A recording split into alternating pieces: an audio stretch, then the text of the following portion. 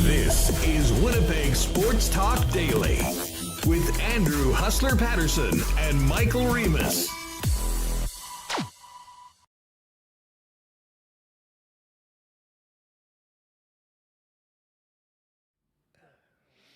Hey, what's up, gang? Welcome to a Thursday edition of Winnipeg Sports Talk Daily. Andrew Paterson, Michael Remis with you. Got a packed show today. Scotty Billeck from the Winnipeg Sun is going to jump on with us.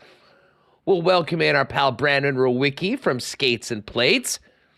And before the Bombers head out to Calgary later on today, we will head to Cowtown. My guy, Pat Steinberg from Sportsnet 960 in Calgary. We're actually kicking around on the hockey topics with both the Jets and the Flames, having some big questions coming into the season, and then talk some Bomber stamps as well. And we'll also take a trip out to the ballpark and get ready for the final homestand of the Winnipeg Goldeyes regular season next week with general manager Andrew Collier. Should be a good one. Big news on the Bombers lineup and starting quarterback for tomorrow night's game in Calgary. We'll get to that in just a moment. Big thanks to the sponsors that make this show happen every day.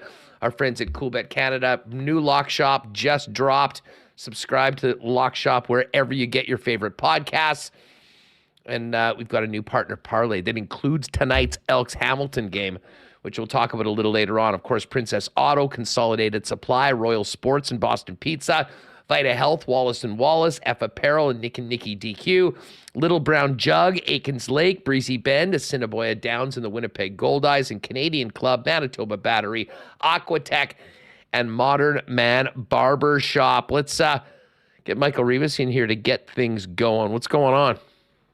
Feeling good, Huss. I'm ready for this Bomber game. I'm so used to Thursday games. All week I'm like, oh, Thursday. But it's actually tomorrow, and we'll do have a Elks-Hamilton Ticats tonight. So I actually am interested to see how the Elks perform after last week's game where they played so well for a quarter or two quarters. Listen, I mean, anyone that's paid attention to this show this week, and obviously they fired Victor Cui, and the Bombers beat them in ridiculous fashion last week, coming back from 22-0. But, I mean, outside of the Bombers, who we would be watching week in and week out and following daily anyways, I can't get enough of the Edmonton Elks stories. I'm sort of pushing for the perfect season. Every loss gets them closer to more history, although they've really made the history that we thought was maybe possible at the beginning of the season with the continued home losing streak. But this game tonight is actually quite interesting, considering Hamilton has been decimated at quarterback, hasn't looked very good, although somehow won 3 games. I'll get ahead of it before you even get to the Lock Shop. But Dusty and I both think that this will be a close game tonight. I'm taking the 5.5 points with Edmonton, and I will definitely be tuning into the game. But we'll talk about that a little later on. We can kick those around as well as the other latest lines. Speaking of lines, the line of the Bomber game has dropped to 4.5. It opened at 7 because Zach Collaros will not be starting for the Winnipeg Blue Bombers. That was the big news today, Reem, as the Bombers dropped their depth chart for tomorrow night's game. And Dru Brown gets the start after his heroics last week in Edmonton. Did it in Northern Alberta. Now the challenge will be to do it in Southern Alberta tomorrow night against the Calgary Stampeders. Dru Brown getting the start, and otherwise not much change to the Bomber roster, but there's not much of a bigger change that you can have than taking out the starting quarterback. I can't say that I'm surprised, though, especially when we heard yesterday from Mike O'Shea post-close practice that once again Zach Collaros didn't participate. They've been quite coy with his condition. They've said it's a neck injury. And listen, if he's banged up, he's the franchise. Don't put him out there.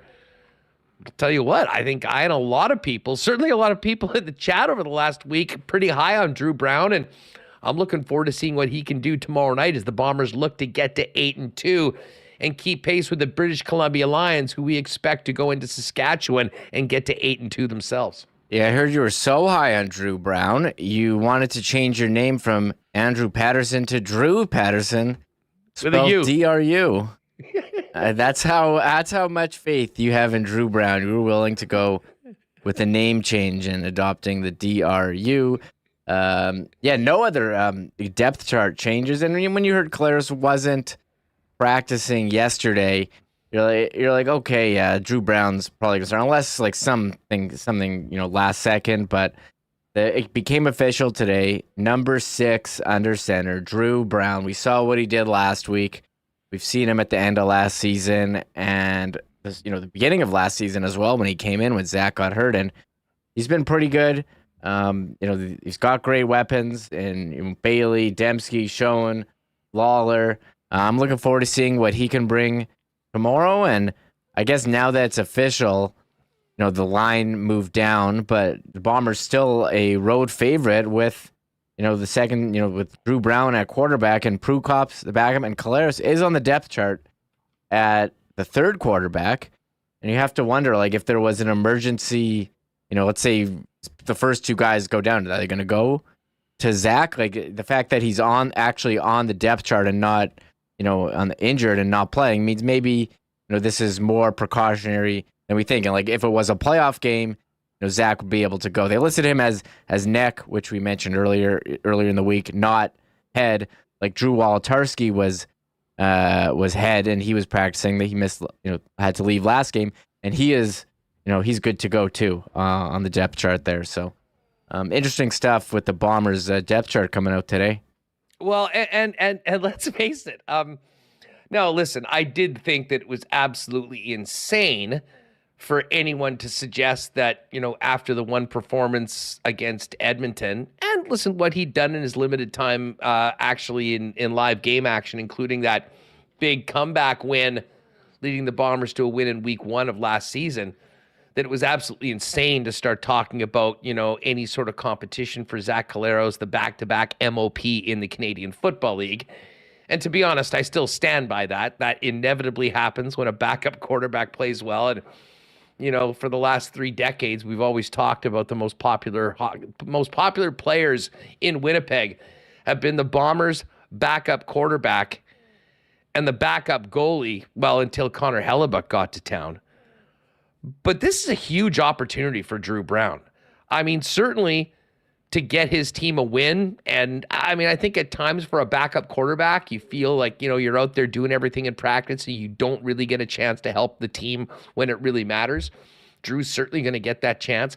But Remis, when you consider what he did last year in limited playing time, the performance that he put on coming in a 22-point hole last week, if Dru Brown can ball out, acquit himself well, lead the Bombers to a win in Calgary, the only thing he's going to be doing is making himself money for next year, because we know that this is a league that relies on quarterback play.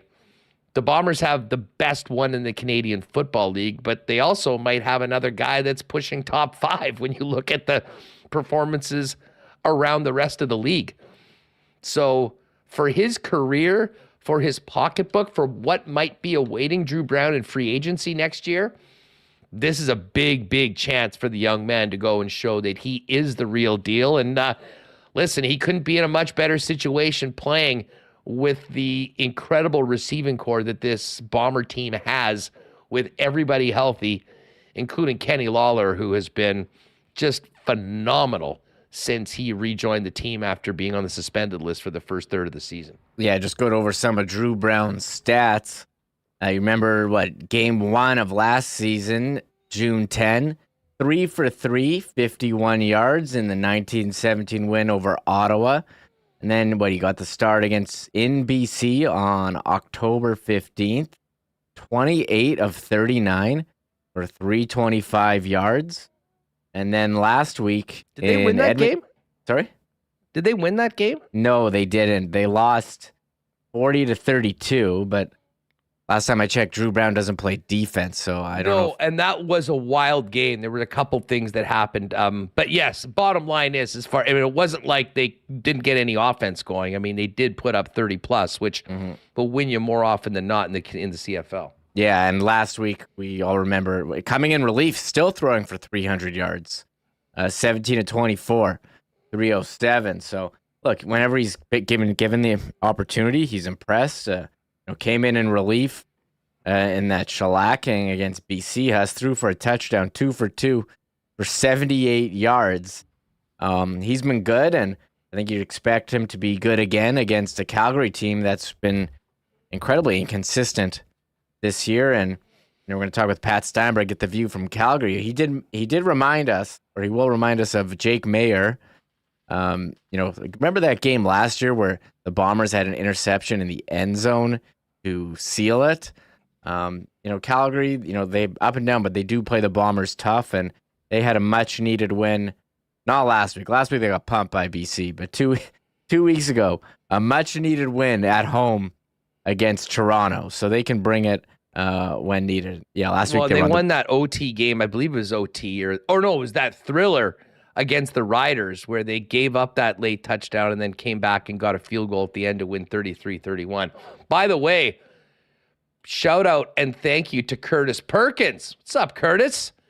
Just gifted 10 Winnipeg Sports Talk memberships to people in the chat. So all of you that received a gifted membership, make sure to thank Curtis. Thank you very much for doing that. The one thing that I'm a little nervous about this game tomorrow is, and maybe this is just the last 2 decades of seeing Calgary being so consistently good. They got humiliated last week by BC on the road. And so did Saskatchewan on the road in Montreal. I mean, what are we going to see from both of those teams? Because, neither of them have played well this season overall. Both of them have had a couple moments. I think Saskatchewan's record is better than it really should be, considering their 2 wins against the Elks were by the thinnest of margins. But, man, I have a hard time thinking that Calgary's not going to be a hell of a lot better than they were against BC. And I think this is going to be a challenge for Winnipeg and for Dru Brown to go in and get that win. Bottom line is, as long as you're 1 point better, I know we often talk about point spreads and people like to bet. That number's at 4.5. But I think Calgary's going to be leaning on their defense. And certainly Jake Maier's going to need to be... Jake Maier has been good against Winnipeg in the past. That is the one thing that I think we need to know. But the Winnipeg Blue Bomber defense is going to be ready to go. And they will need to be ready for a strong running game. That is one thing that Calgary has that a lot of the other teams in the CFL don't. It'll be a little bit of a different... Well, we all remember how the game started last week with Kevin Brown going 65 yards untouched on the first play of the game. That run defense is going to need to be ready from the opening kickoff, unlike last week in Edmonton. Yeah, it's talking about Jake Maier being inconsistent. They did play the Bombers earlier this year. He went 14 of 25, 122 yards, but he's had some good games this year. Ottawa, 450 yards on 28 of 38. He had 329 yards. It's really against Ottawa. 329 yards, 22 of 33. And you mentioned that game against Saskatchewan, 26 of 37 for 315. But against Toronto, 149, BC 131, Winnipeg 122 against the premier teams in the league this year.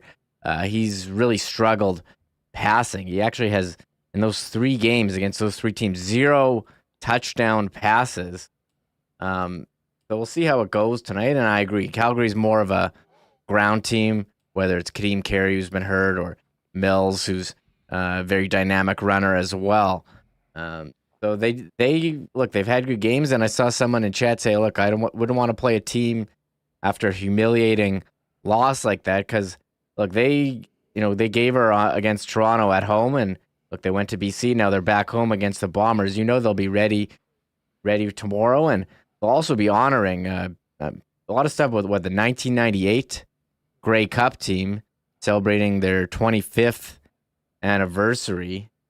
25 years already. Seems like yesterday. And I'm seeing interviews with Alan Pitts out there. Has a lot of great names. Too bad there's no CFL Puck Doku. I always wonder if you could just use Kevin Glenn and every time. He would be in every time, Kevin Glenn. You could just use it. Actually, that would be hilarious if you just did a CFL Puck Doku and had Kevin Glenn as the answer. Yeah. To every single box. To every single one. So yeah, they'll be motivated with the 1988 Grey Cup champs in the house. Steiner, by the way, shout out to Steiner in chat asking, what about Janarian Grant? No change on Janarian. He is not. They put him on the 6th game, I believe. So he is off the roster right now. And it will be Greg McCrae who gets kick and punt return duties, at least to begin the game in Calgary tomorrow. So, I mean, listen, it should be a real fun game. It's an 8 o'clock start tonight. Actually, should mention, if you missed it earlier this week, the Bombers have been doing some official watch parties for road games this year. And Friday night's game is going to be over at Hooters on St. Matthews. They're going to have some great Coors Light specials all night. Every quarter, I believe touchdown, they're going to be giving away tickets. Prizes, swag, including some tickets and I think some sideline passes. So anyways, join us out there. We're going to head down there, and that should be a heck of a lot of fun. Change it up a bit and watch the game out at Hooters. So, 8 o'clock, I'd suggest getting there a little early as well because I know the Bombers have promoted this, so should be a great turnout. But would love to see some of you out there. And hopefully everyone will be leaving after the game pumped that the Bombers are up to 8-2 on the season. We'll get to that a little bit more with Scott Billeck coming up in just a few minutes. Not a lot of hockey news right now, Reem, and I should have sent this over to you, but our pal Joe Piscucci just fired me a video from, of course, Joe's working there at the Hockey Hall of Fame. I'm not exactly sure what rink this was from, but did send me a video of Mark Scheifele out there skating with a number of NHLers as they get ready for the upcoming season. And he is wearing his Jets gear. It's a good sign. And I mean, again, what can you take from a little bit of practice tape? Not very much, but certainly Mark's going in and, preparing for the season as he always does. Very professional when it comes to that. Kyle Capobianco out in this skate as well. Oh, there's the video right now, so you can't see it. Mark there. And, listen, God knows we spent enough time talking about Mark Scheifele's status with 1 year left on his contract and the fact that he was prominently mentioned in a number of trade rumors, and frankly, still is, maybe less so here in Winnipeg and more so from out of the market, considering what's happened in Boston. But, he'll be the center of attention amongst many when training camp gets here. But, Reem, there really is a lot on the line for Mark this year when it comes to, the one final big contract that he'll be signing as an NHLer, presuming it's a long-term deal. And whether that's at some point this season, whether that's next year as an unrestricted free agent, for a guy that has been so productive for his time here in Winnipeg, there still is a diminishing amount of the cap, I think, that's being dedicated to players over 30 years old. And I think there's a lot of things on the table for Mark. I mean, listen, has his reputation maybe taken a little bit of a hit over the last couple of years because of, what's happened with the coaches here in Winnipeg and the way things ended last year? Sure. But I will say this, a great start to the season, outwardly a great attitude, and, maybe a little bit of improvement when it comes to that 200-foot game. I don't think, and maybe some success for the hockey team as well. I mean, that's the recipe for Mark Scheifele to get what he wants, which presumably is a big money long-term deal at the end of this season. Yeah, I'm really fascinated what's going to happen with Mark Scheifele and Connor Hellebuck after this season. Are they going to be signed? Are they going to be traded?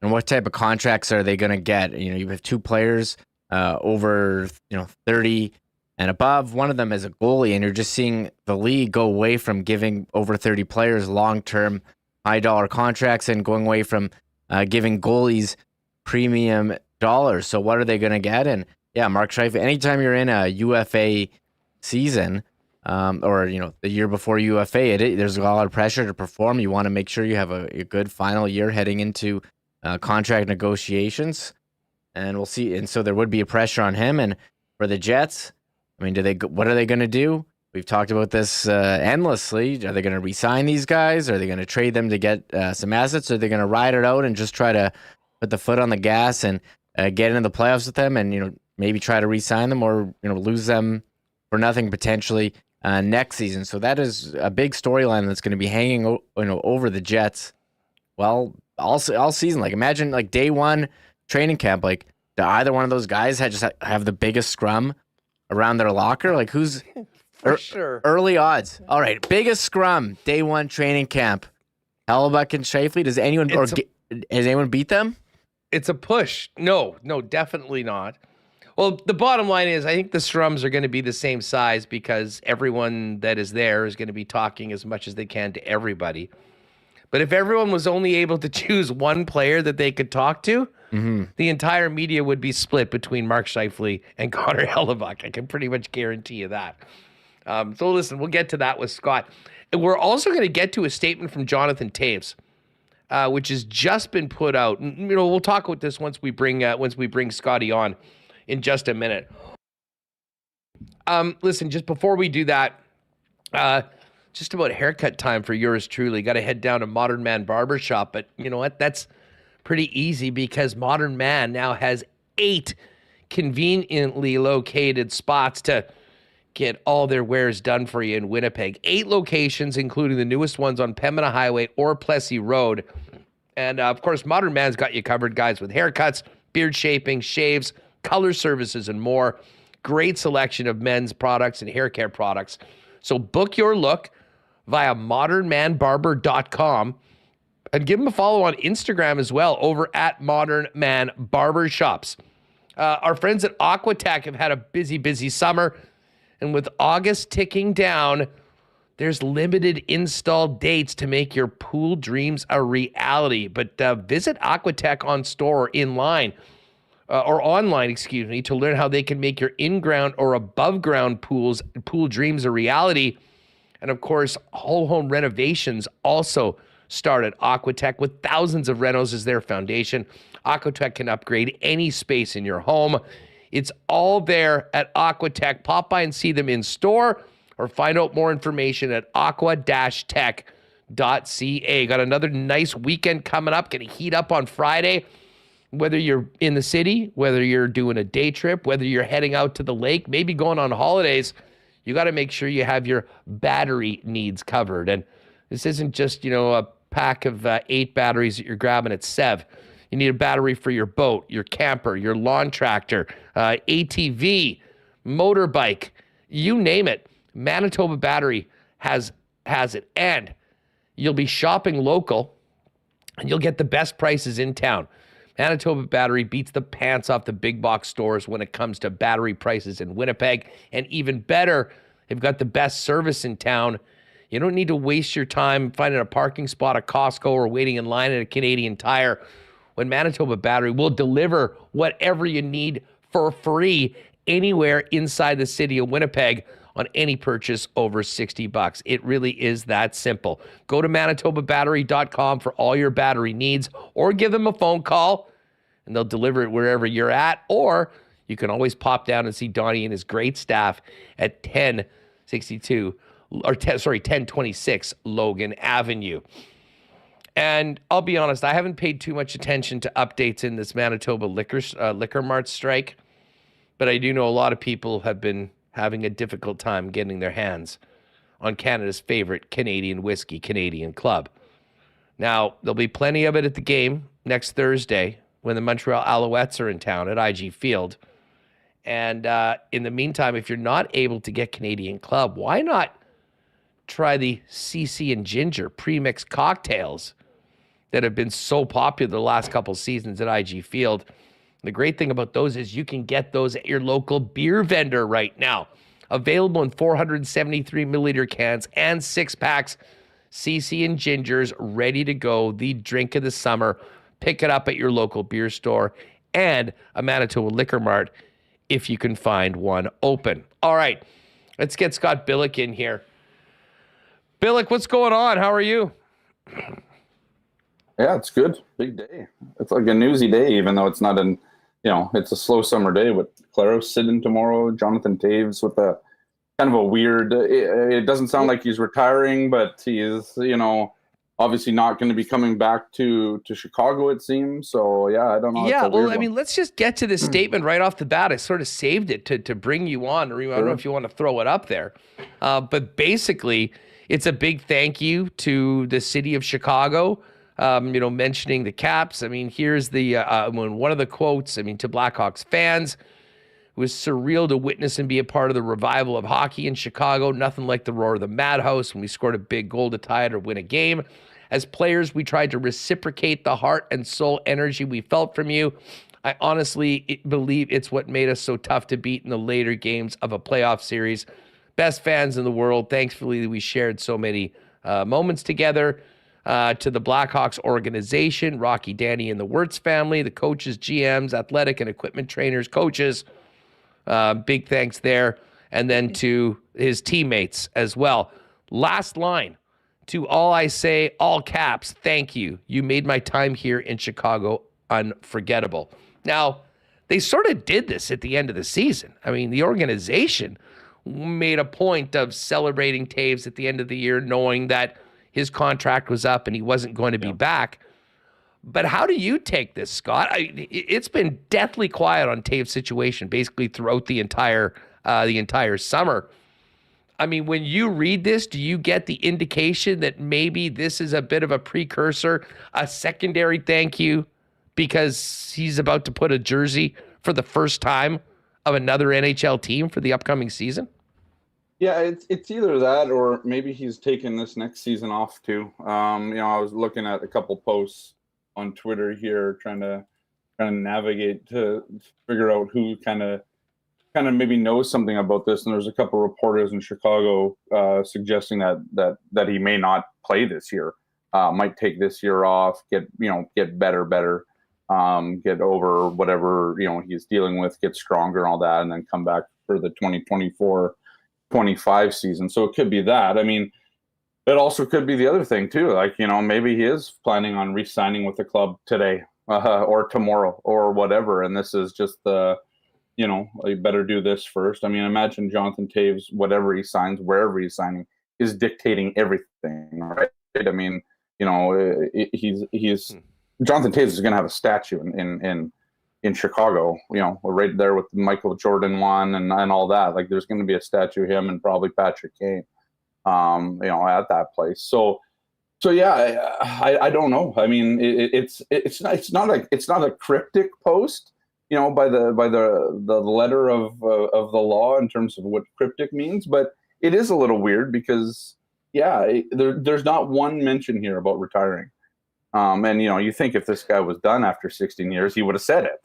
And there's no mention of next year at all. And there's no mention next year either, right? So I don't know. I guess we're sort of on a holding pattern here, unless somebody in Chicago, one of the reporters there, or maybe one of the insiders, kind of sorts out, what's going on. But this is the one thing with Toews. I don't think anybody knows until Jonathan Toews says, what's really happening, right? So.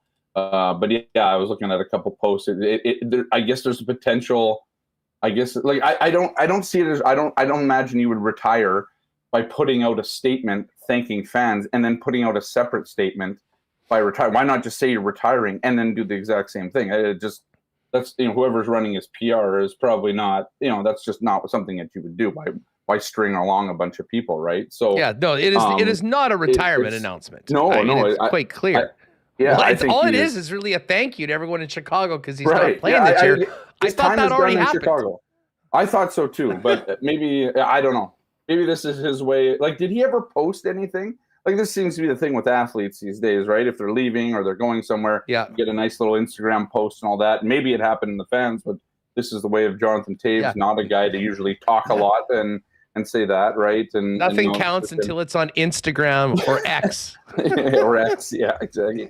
So yeah, I don't. We're just this has been out for about an hour now, and I remember looking at it. I was like, I read it. I'm like, okay, well, he's retiring, right? You first thing I thought is Jonathan Toews is retiring. Makes sense. It's been a rough couple of years. He's obviously had, I believe it's long COVID issues that he's had and stuff like that. So, and he hasn't really played that much either. And so, guy who's, as much mileage as he has on the odometer, but it doesn't look like it. I think Jonathan Toews still wants to play hockey. I don't know if he knows where yet, or if he knows if he can even play next season. Well, the one thing I'll say is I'm not 100% sure that he knows he wants to or is going to play.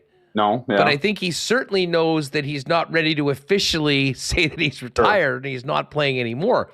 Like Brass Bonanza, and I was going to say this, but I'll give him a shout out in chat. Toews to the Bruins, that is something that we've heard. And I mean, it would make a lot of sense. If Toews is looking to go to a team that is still somewhat contending, that he can go in and play an important role with very, very good players, that is a spot. I mean, this is a guy, and I mean, listen, it would be perfect for Boston too.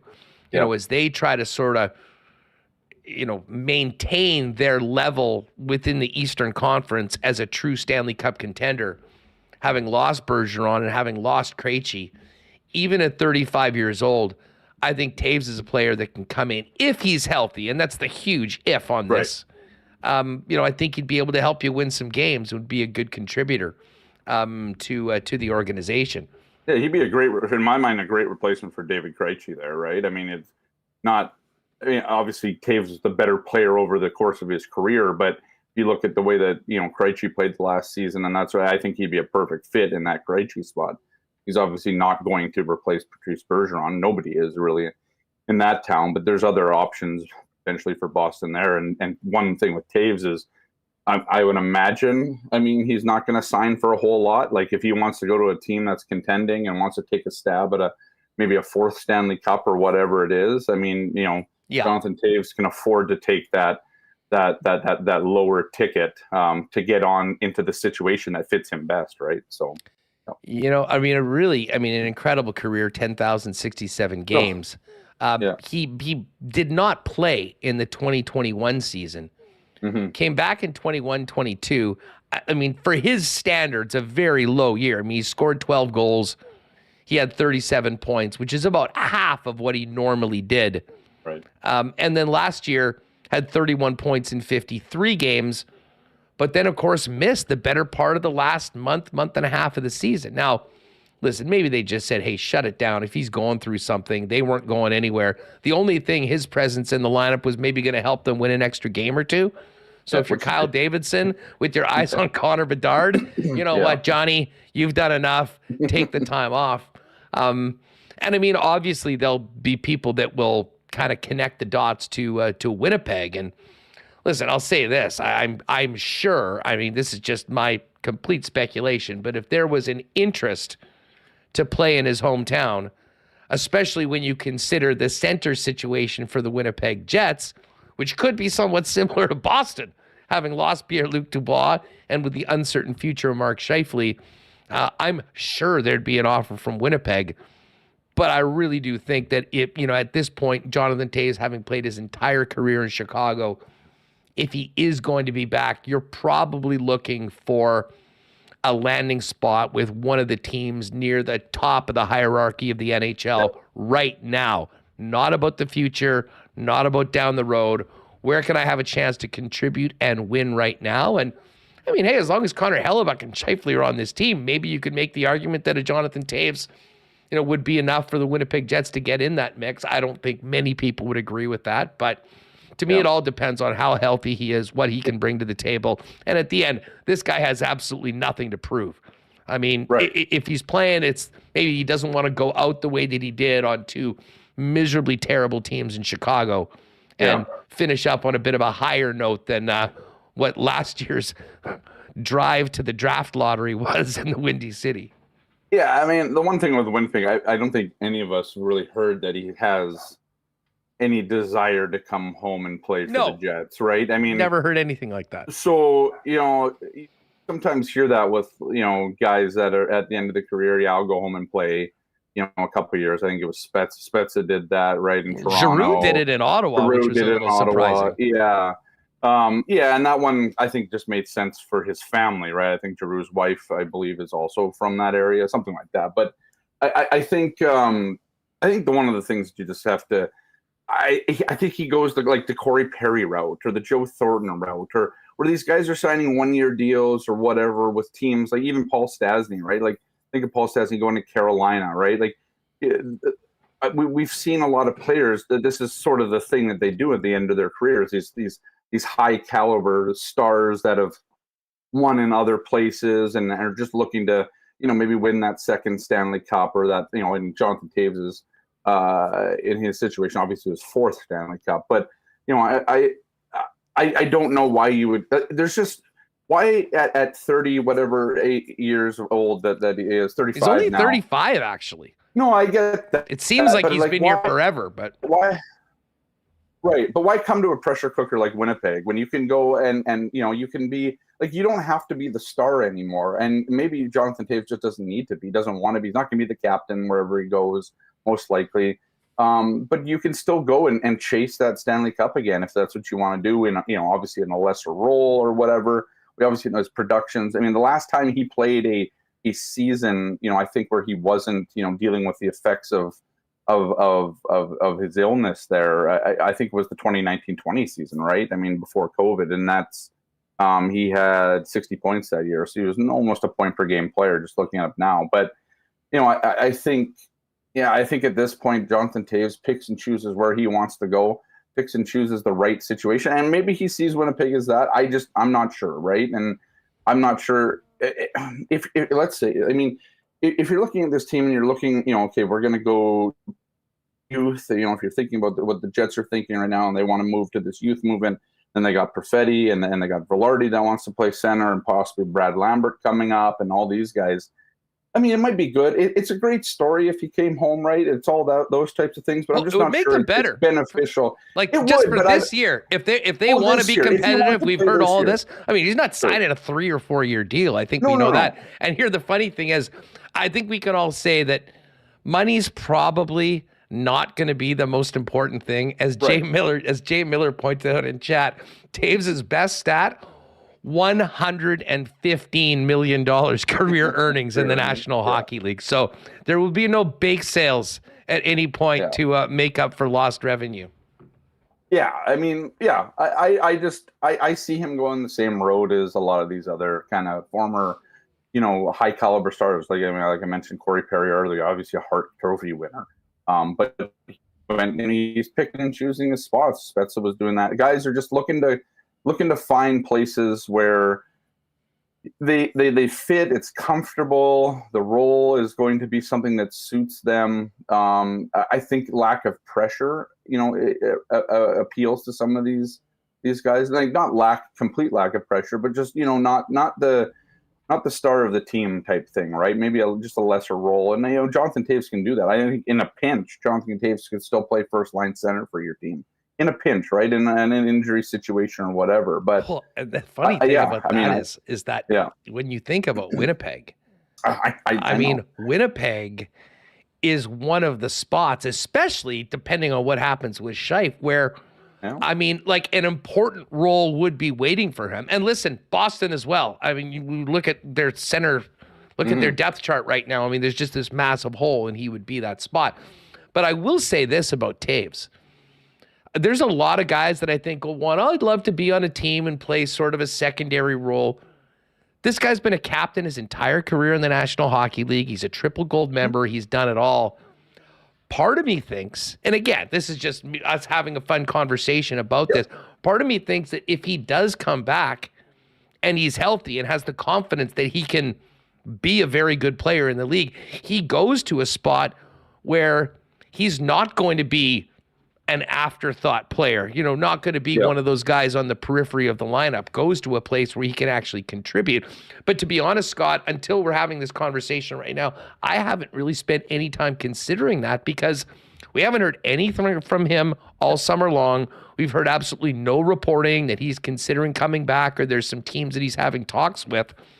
Maybe, if anything, this announcement today is in an interesting way, is sort of he and his representation's way of saying, don't forget about 19, because I'm not going back to Chicago, and as you can read, I'm not retiring, and I might fit in well with your club. So I have a feeling this is just the start of Toews' scuttlebutt that really has been silent all summer long. Well, that's it too, right? I mean, this is the first start of, like, okay, we're open for business now, right? Like, maybe that's what it is. Maybe that's exactly what this statement is that, this is, I'm open for business. I'm willing to sign somewhere, start firing off, let's get the, the auction going, and then find out who's going? We get that guy from what's that car show? Oh man, the car auction. We'll get that guy going. Well, they could make this a whole event, right, on TV, or the 1 on the 2 no do, whatever. I can't do the auction crap. I mean, that stuff. That's a special talent. But no, but I think that could be part of the plan, right? Like, I mean, obviously somebody's going to be behind this, right? His agent, whoever, is going to be behind this, and there's always an end goal with these things, right? And people don't just put out these sorts of statements willy-nilly, and this thing was written in a way that I think might pique the interest of some teams. But I think we still need to know if Jonathan Toews can play. Like, I mean, you look at the end of last season or whatever. I mean, it was clear that he couldn't, and so what has changed in the last 4 months, and has that affected his ability to, because I think every team that wants to sign Jonathan Toews also wants to know that he can play potentially 82 games. I mean, that might not be the case. Obviously, he's a little older and all that stuff. He might do a little bit of load management or whatever. But I mean, I think you need to know he's 100% healthy and whatever issues that he had been dealing with, because we know that they've been pretty. He's talked about them, I guess, a little bit, but we don't, know exactly the extent, and I don't think we ever really will until his career is over. But I think teams will know what the extent of those are, and if they're willing to kind of take a stab at it and take a risk. I don't think it's going to be a high priced risk, but it could be, right? I mean, if this is a signal for teams to start, we can start talking about contracts and all that stuff, and maybe there is a bidding war, because we know that some teams are going to need centers. Some teams just covet centers. Some teams want a center that's won 3 Stanley Cups, and it's been a catalyst of that. It's not like he was a 3rd or 4th line center on that team. No, this dude was the top center for all 3 of those Stanley Cups, and one of the best, centers that the game's seen. So think about the intangibles. Think about the intangibles. I mean, just for a team like Winnipeg, I mean, to have a guy like that be able to play, in and around like a Cole Perfetti that's learning the ins and outs of playing center in the National Hockey League. Think about what he can do, even if the points aren't there, what he can do defensively, his work in the face-off circle. I mean, listen, I still think that there's a lot of teams in the NHL, including the one here in Winnipeg. If it was even a remote possibility, it would certainly kick tires on that. And I guess that'll be something that we'll follow over the course of the next little while. Hey, quickly, just while we get on hockey, I want to ask you about the Bombers coming up. But tell us about your conversation with Brendan Dillon. That was a pretty neat, like a do-over for the wedding that he was robbed of back in COVID. Well, it's interesting. I saw a post on the internet, and I knew he was getting remarried, because I talked to Brendan about it. Not remarried. I mean, this is the thing. What do you even call this, right? Like, he's getting married again, but he's already married. It was more ceremonial than anything else, right? Because they had already been married. But I had talked to him at the end of the season a little bit about it, and kind of knew that this was coming, and so I kind of waited. Some people had done it. He went on I guess it was a bit of a honeymoon, let's say, again, and that sort of thing. Because that's the one thing I didn't really get to do a whole lot. They got married literally like not far. Like, they walked out their front door, went to Stanley Park, got married that year. He joked about it, a minister and a mask, and it was just them two, a minister wearing a mask, and that's how they got married in Stanley Park there in Vancouver. So this one was the one that they wanted. But one thing that Brendan and I talked about yesterday was how difficult it is to book places. And the one thing he was saying, like, they got this place in Aspen, Colorado, beautiful place, ski resort, all that, like, just a stunning place to get married. But he was saying, like, one of the hardest things is trying to find a venue right now, because people are, and I wrote it in the story, but people are literally booking venues even before they're engaged, right? Because although all this backlog and all this stuff with COVID and all that. So, but it was cool. I mean, I saw some of the photos from it. They had a child last year in May, I believe. I believe her name is Elton. Daughter was born. So they've been married and had a child, and then this was their kind of chance to have a bunch of everybody, right? There are a lot of Washington Capitals at that wedding, and just a great family, I guess, event, and finally a chance for them to kind of celebrate with friends and family that basically 3 years in the making, right? So just an interesting little story out of the off season, because there hasn't been a lot, but yeah, just kind of a cool little thing that happened to one of the Jets. Check it out today in the Sun, and Remis just threw it up. You can also check it out online. The big story this week was the one that became official this morning. Dru Brown getting the start tomorrow in Calgary after that brilliant performance in relief of an injured Zach Collaros. First off, what are you hearing about Collaros? Just where he's at, his level of health, and then just thoughts on the challenge for Dru going into tomorrow night. Yeah, I haven't heard a ton on. I mean, the Bombers are super tight-lipped on this one, obviously. But I mean, the fact that he was out, obviously he didn't practice this week. He was out on the field, just kind of working around. So he had a pretty bad and significant neck injury. He isn't doing that, right? I mean, but I do think that they're, just my take on is they're being uber cautious, right? And of course you would. You're 7-2. You're going into a game against a Calgary team that's wishy-washy and the way that Dru Brown probably, I wouldn't be surprised if this was a playoff game that Zach Collaros might play, right? And it might be one of those situations just where, you can afford, and Dru Brown gave you confidence last week, right? I mean, Collaros didn't have a good first half or first whatever. And obviously that pick six that made it 22-0 didn't help things, but Dru Brown came in and was incredible, right? I mean, I don't think he changed the whole complexion of that game. And at one point you're like, okay, the Bombers are just going to lose, and Edmonton is going to win their first game in what, 3-4 years, whatever it is, at home and that sort of thing, and end that streak. I think it's like 22-0 or 0-22 now or whatever it is. But yeah, I mean, what a week to kind of a coming out party. I heard you talking to Remis early on. It's like, for Dru Brown, how big is this, right? I mean, you're looking at a CFL landscape right now that, I mean, he's better than probably a couple of the starters for sure in this league, if not half of the starters in this league already. And, if you're Dru Brown looking at next season and trying to figure it out, I mean, there's potential here to show up and really put a statement and put your name out there and be like, hey, I mean, I'm ready for that number one spot. So there's certainly that. I also think it's going to be a way different week than last week too. I mean, Edmonton is what Edmonton is.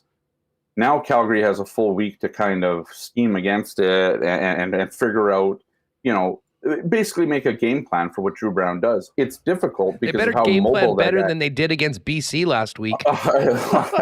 Yes. I mean, Calgary's not that great of a team, right? I mean, we can, I think we can, make that. We can say that very confidently. But we know, I get, we don't have much to look at it with Dru Brown. We go back. I mean, he's had a couple spot, instances last season, and then he started that game in BC, but he had the 2 pick sixes, which were daggers. Obviously, like those were difficult. But the Bombers didn't play defense in that game, especially on special teams. I was looking back at that game, and I remember, I can't remember. I think his name was Terry Williams, the returner there. He had like 350 return yards combined in that game. The Bombers were just never. They gave up field position so much in that game. And they still almost, won it. It came right down to the wire that game. If I don't, I think BC scored late. Something I'd have to look back at the highlights of that one. But I believe it, even though it was 40-32, I think it came right back down to the wire that game. Pretty close to it anyway. So, but that's what we have. But now we've seen kind of Dru Brown in very much a pressure situation, right? I mean, I guess there wasn't a lot of pressure on him coming into that game. You're down 22-0, but he sparked a huge comeback in that game, right? And then the defense kicked in and all that stuff. So I'm interested to see what he does against a team that's probably spent all week preparing for Dru Brown, right? And I guess that's the next test for Dru Brown. It's like, teams always, you can, when it comes to Zach Collaros, you can scheme everything, all that you want against him. He's just that good that it doesn't matter what you do. You just kind of have to tip your cap to a guy like Collaros. Dru Brown doesn't have that reputation yet. He can start, building it and going from there with it. But, this is the next test for Dru Brown if he really wants to become potentially a number one in this league at some point. I mean, you got to show that you can go out and beat these teams and deal with what they throw at you. And so obviously Dru Brown looked very good. He's got great mobility. That's the one thing that I really enjoyed about watching him, was just how mobile he is, but how accurate he can be while passing, while he's running. Like, you know, there's a lot of Zach Collaros in that arm, and and he's faster too. So yeah, it's going to be interesting. It should be a good game. I think the Bombers are going to come ready for this one, because I don't think they want to have to dig themselves out of a big hole like they did last week. But there is some risk, of course, and there's also, I think there's a high ceiling for reward in this game if Dru Brown, you know, goes off and does this thing again, right? Oh, so for him personally, I mean, listen, I mean, setting himself up for being the number one guy on the free agent market next year.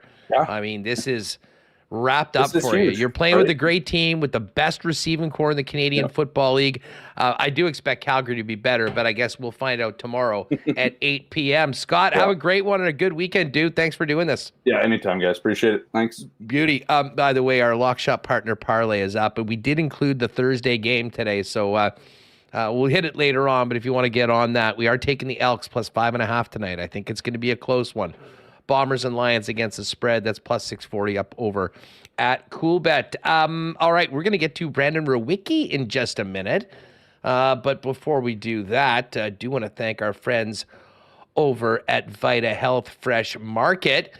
Of course, Vita Health has 6 stores with the best prices on natural and organic supplements, beauty products, groceries, Winnipeg's largest assortment of local products, and amazing barbecue options like Vita Health, or Vita Market grass-fed bison and beef steaks, and you can wash those down with some Sober Carpenter beer or Santa Cruz lemonade.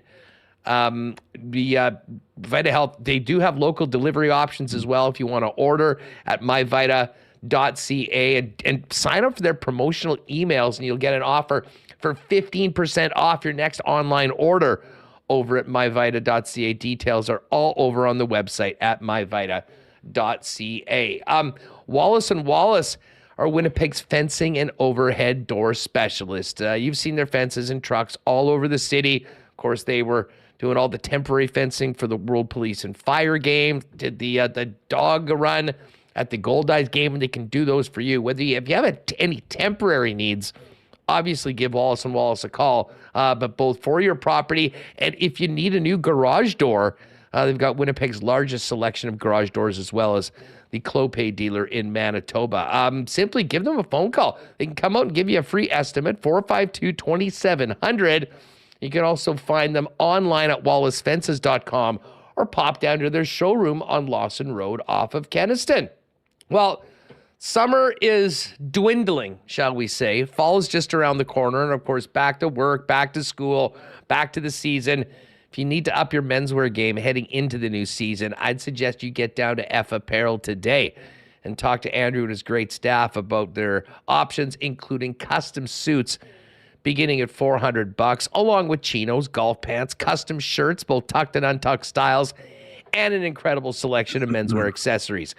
15% discount for wedding parties. So if you're planning something for next year, get down, talk to the experts at F, and they'll get you guys a great deal and have you looking great for the big day with suits you can wear beyond the wedding day as well. 190 Smith Street downtown is where you'll find them. Check them out online or make an appointment at F. That's EPHapparel.com. Now, there still is plenty of summer and this nice weather left, and every day is a great day right now to head down to the Nick and Nicky DQ. One of 4 locations, DQ Northgate, DQ Polo Park, DQ St. Anne's, and of course DQ Niverville. Amazing summer blizzard flavors are in full effect right now. And while you're at it, pick up a couple cases of Dilly bars and Buster bars to have when you need to break the glass in case of emergency at home, if you know what I'm saying. If you need a DQ ice cream cake or blizzard cake for an upcoming event, hit them up on Instagram at DQ Manitoba. You can send them a picture. They'll get it done however you want for a quick and easy pickup at any of the 4 Nick and Nicky DQs. All right, let's get Rewucki in here and keep the show going. What's going on, Ru? How are you? I'm doing pretty good. How are we doing over there? Well, looking forward to this game tomorrow night for the Bombers after that wild one last Thursday, and get a chance to see Dru Brown go at it again. We were just talking about this with Billeck, but man, what a chance for him. I mean, fully healthy Bomber offense. Big challenge playing against a team like Calgary on the road. But for a guy that I think has opened up some eyes around the league in his limited playing time, leading the team back against Edmonton from down 22-0, a full week of practice, the opportunity to start against a defense that's been pretty good. Their offense has been very inconsistent this year. Not only can he help his team get to 8-2 and maintain a piece of first place in the West, but also set himself up for a big free agency period next year, assuming that, the Bombers have to let him go because of what he's going to cost. You don't get many opportunities like this, and this is a big one for Dru Brown. Yeah, it's too bad. I mean, you're right. Hopefully it would have been an opportunity for him to, re-up the salary a little bit and stay in Winnipeg as a backup for another year or two or however long it may be. But if he gets a starting job out of it, that's awesome too. I mean, we've just been very blessed over these last few years, Huss, and I'm still kind of I'm in like honeymoon mode when it comes to the Bombers, where for so long there wasn't one quarterback on the roster. And the fact that there might be two high end or two really good starter level players is just it's fascinating to me. But man, he looked the part, and I mean, all the reviews from him over the past few years have been nothing but positive. And watching that game, we've unfortunately seen a few Bomber QBs come in out of nowhere in their first start or their first action and have some pretty impressive statistical performances. And I always think of the Ryan Dinwiddie one. I think it was against Calgary too, right, Huss? So we threw for like 400 yards against the Stamps in Winnipeg, and it was like, okay, the Dinwiddie era is here, away we go. And it didn't necessarily work out that way, but it felt a lot different than that one. Like in that one, Dinwiddie was just tossing up 50-50 balls, and the Bombers were just coming up with, it was like, 90-10 balls that day. But I mean, it was the accuracy, it was the progression, throwing out of the pocket, throwing in the pocket, on the run. Like it was basically just like a checklist, starting from the top and going all the way down there, where he was just doing everything that you would ask a quarterback to do in the CFL. So I'm fascinated to see what he does here. And you're right. Edmonton can't do much right, but I mean, a Chris Jones defense in the CFL is always difficult to put up big numbers against, and he did that. And if he does it against Calgary here, I mean, at that point, all you're really looking for is just the experience out of him. Like there wouldn't be a whole lot to check out. And thankfully, the Bombers arguably have the MOP candidate right now in Collaros, and it's just wild to me that they might be able to put the next guy in and not miss a beat. It's just crazy. It's crazy times. Yeah, we're going to talk to Pat Steinberg in Calgary a little bit more on the Stamps in this one, as well as kind of some Flames Jets talk a little bit later on. But I wasn't planning on asking you about this, but it's sort of come up in the first hour of the program. I'm sure you've seen this statement from Jonathan Toews that he put out. It certainly doesn't say that he's retiring. It doesn't say that he's planning on signing with another team. But I mean, when you read that, what did you make of it? Yeah, no, it was just that. It was like, okay, well, normally if you're thinking Chicago, you thank them en route to retiring, right? And you're leaving the door open a little bit there. I mean, I don't know if he's going to take a year off and come back, but that was my initial thought was, I wonder where he's signing on Friday. That's all I thought. So I don't know where. I don't know who that might be.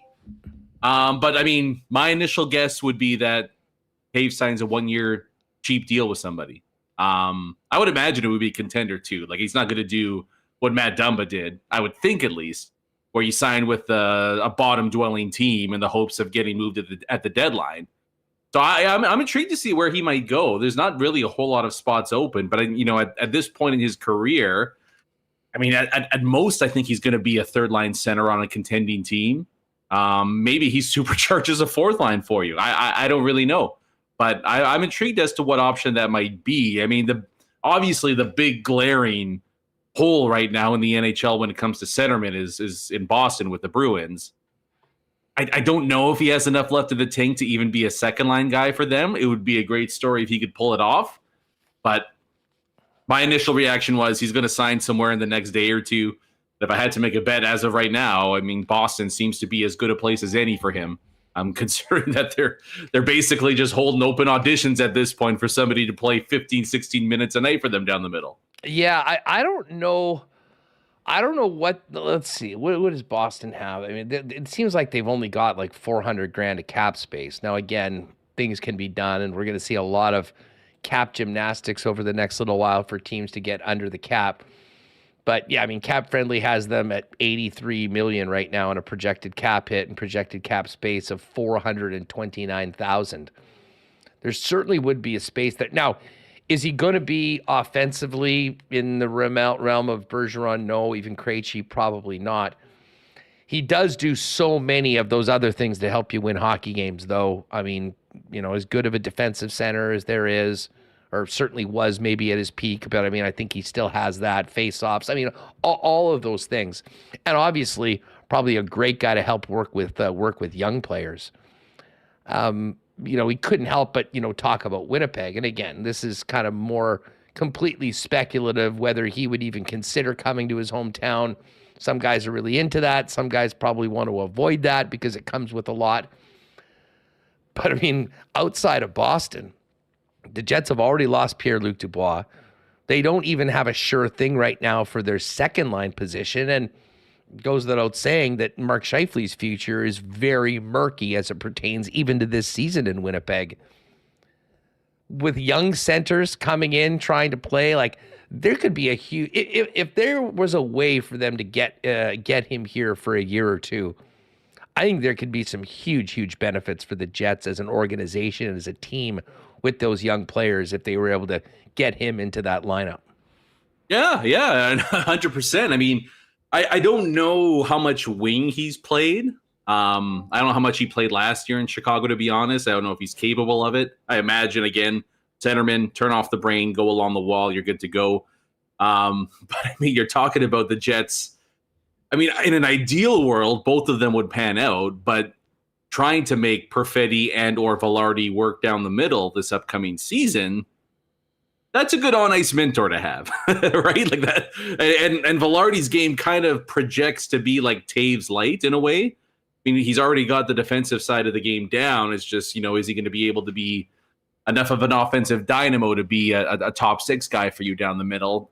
I have no problems with that. I had no problems with that last year, Huss, to be honest, with the Jets. There was some rumors about them potentially making the move at the deadline to bring somebody in like a Toews. I got no problem with that. I mean, I don't think the money's going to be all that big. I'd be shocked if it was a 2-year deal, to be honest with you.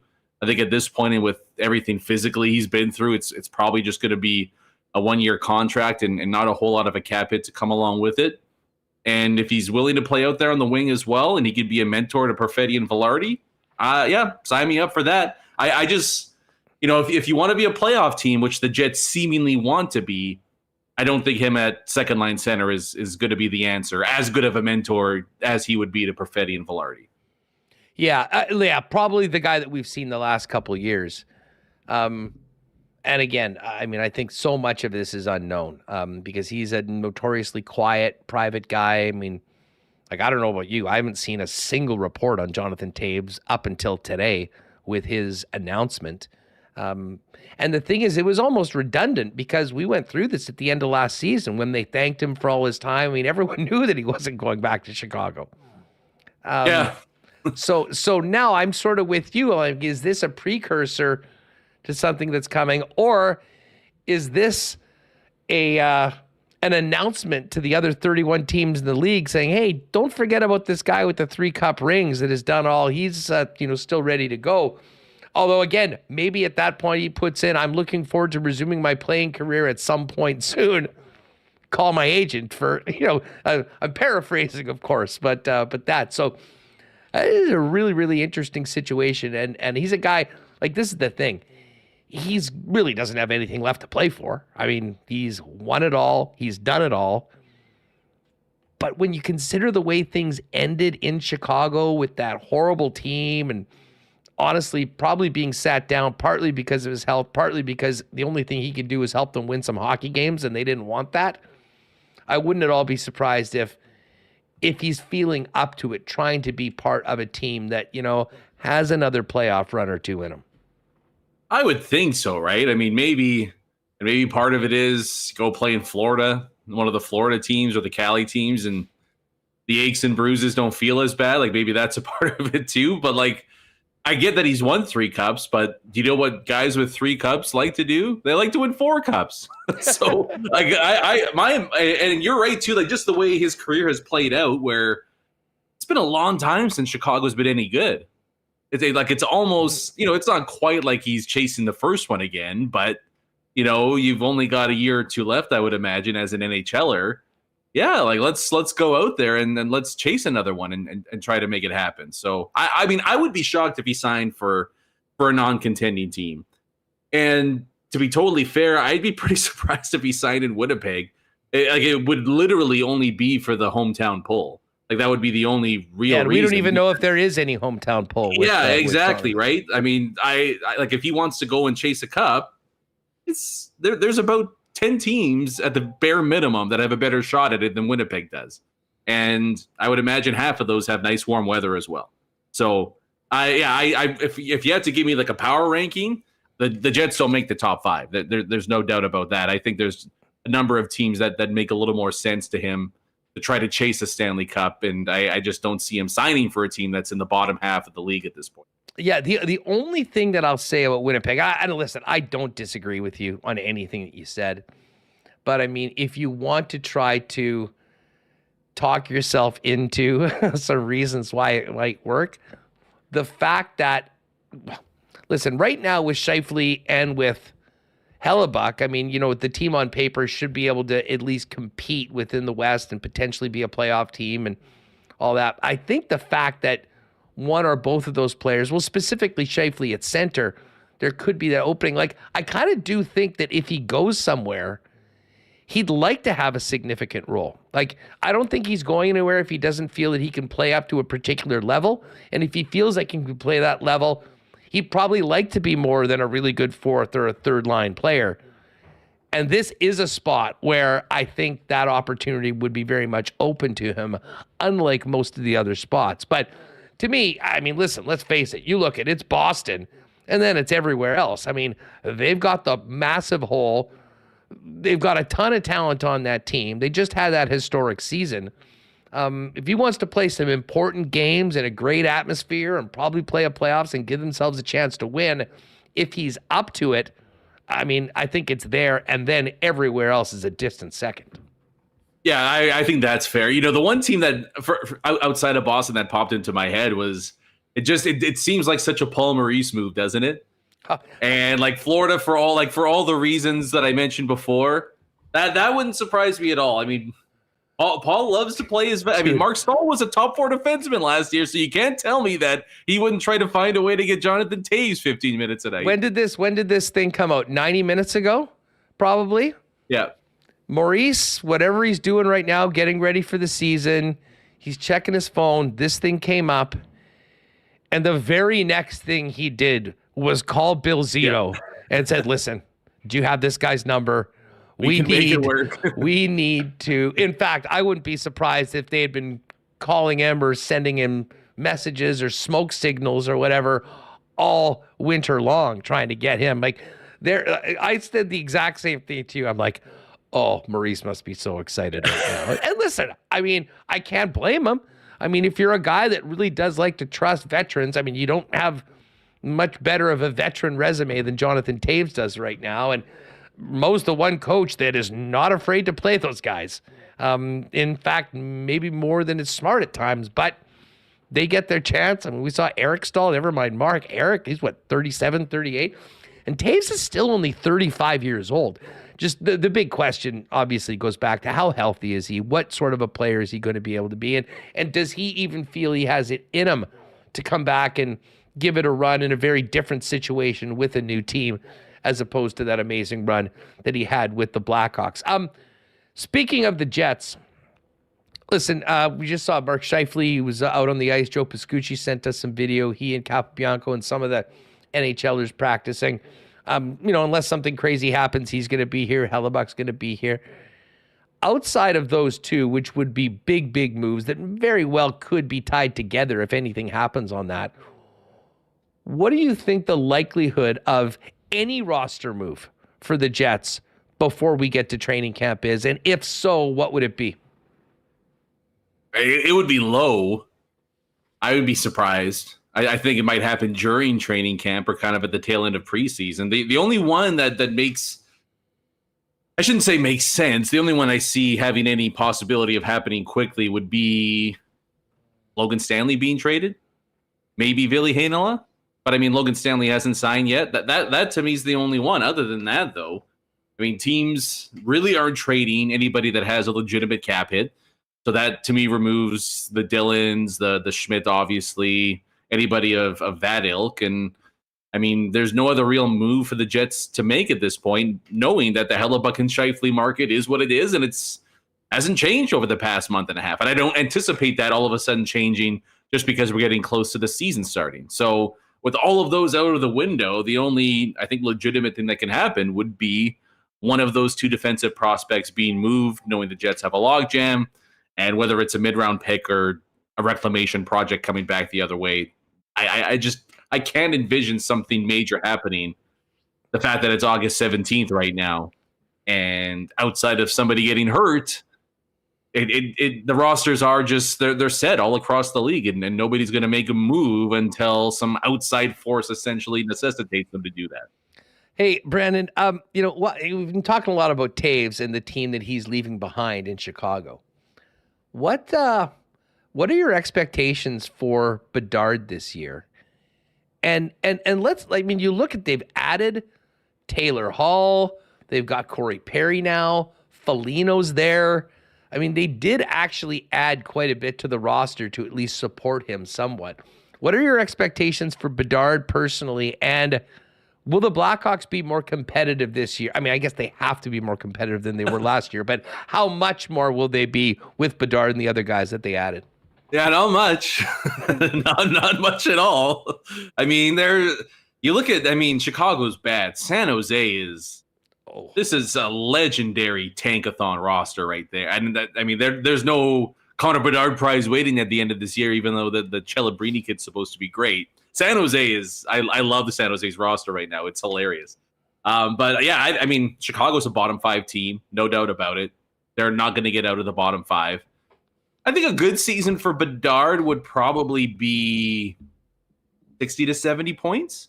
70 points would probably be like, I imagine he's going to score 30 goals. You know, the one thing I do wonder about a little bit is just, you know, how little help he has, even with Taylor Hall coming in. Like, there's just not a whole lot on the lower part of the roster. Like, even secondary scoring for Chicago, it's not where it needs to be. So the addition of Taylor Hall was, you know, really mandatory to give him just a little bit of help there. But I mean, the kid's going to be one of the best goal scorers in the game. And if you listen to all the analysts, all the scouts and everybody like that, they say, like, goal scoring wise, maybe 3 guys on the planet that can do what he does with the puck. And I watching him at the World Juniors, watching him, you know, those highlights from the dub where everybody's just helpless trying to defend against him. I don't think I disagree with that a whole lot. So, you know, as an 18-year-old, that's not overly big coming in. I think he's going to score 30 goals. Probably going to win Rookie of the Year, but I don't know if he's going to be a point-a-game guy right off the bat, because I don't think even McDavid did that with Edmonton. But I think a 30-30 season is probably well within his range, and then anything above that, I think Chicago fans would be absolutely ecstatic with. Yeah, I can't disagree. I think I might even. I can't wait till Coolbet has the totals for the season and seeing what his over/under for goals is. I think we'll probably just take the over and have some fun watching it for all the games. And I guess they're coming here twice this season as a divisional rival. And not surprising, you know, not too often you see a team that was the worst in the league get into that tier 1 of games when you're doing mini packs. If you saw the way the Jets put them out, but that first Chicago game certainly is going to be a hot ticket in town. Now, what's going on? Is it more plates than skates lately on the pod? Yeah, it's a mixture. We're getting through it. It's ranking season, so forward forwards and defense has gone through so far. I mean, we saw the Jay Fresh had his top 100 forwards list, so a little bit of that about Scheifele and Connor and Ehlers. And I mean, even the defensive rankings, like where Morrissey sits league-wide coming into the season. I was saying this to my brother earlier, but if Morrissey, if the season Morrissey had last year happened 5 or 6 years ago, he might have been a runaway Norris Trophy winner.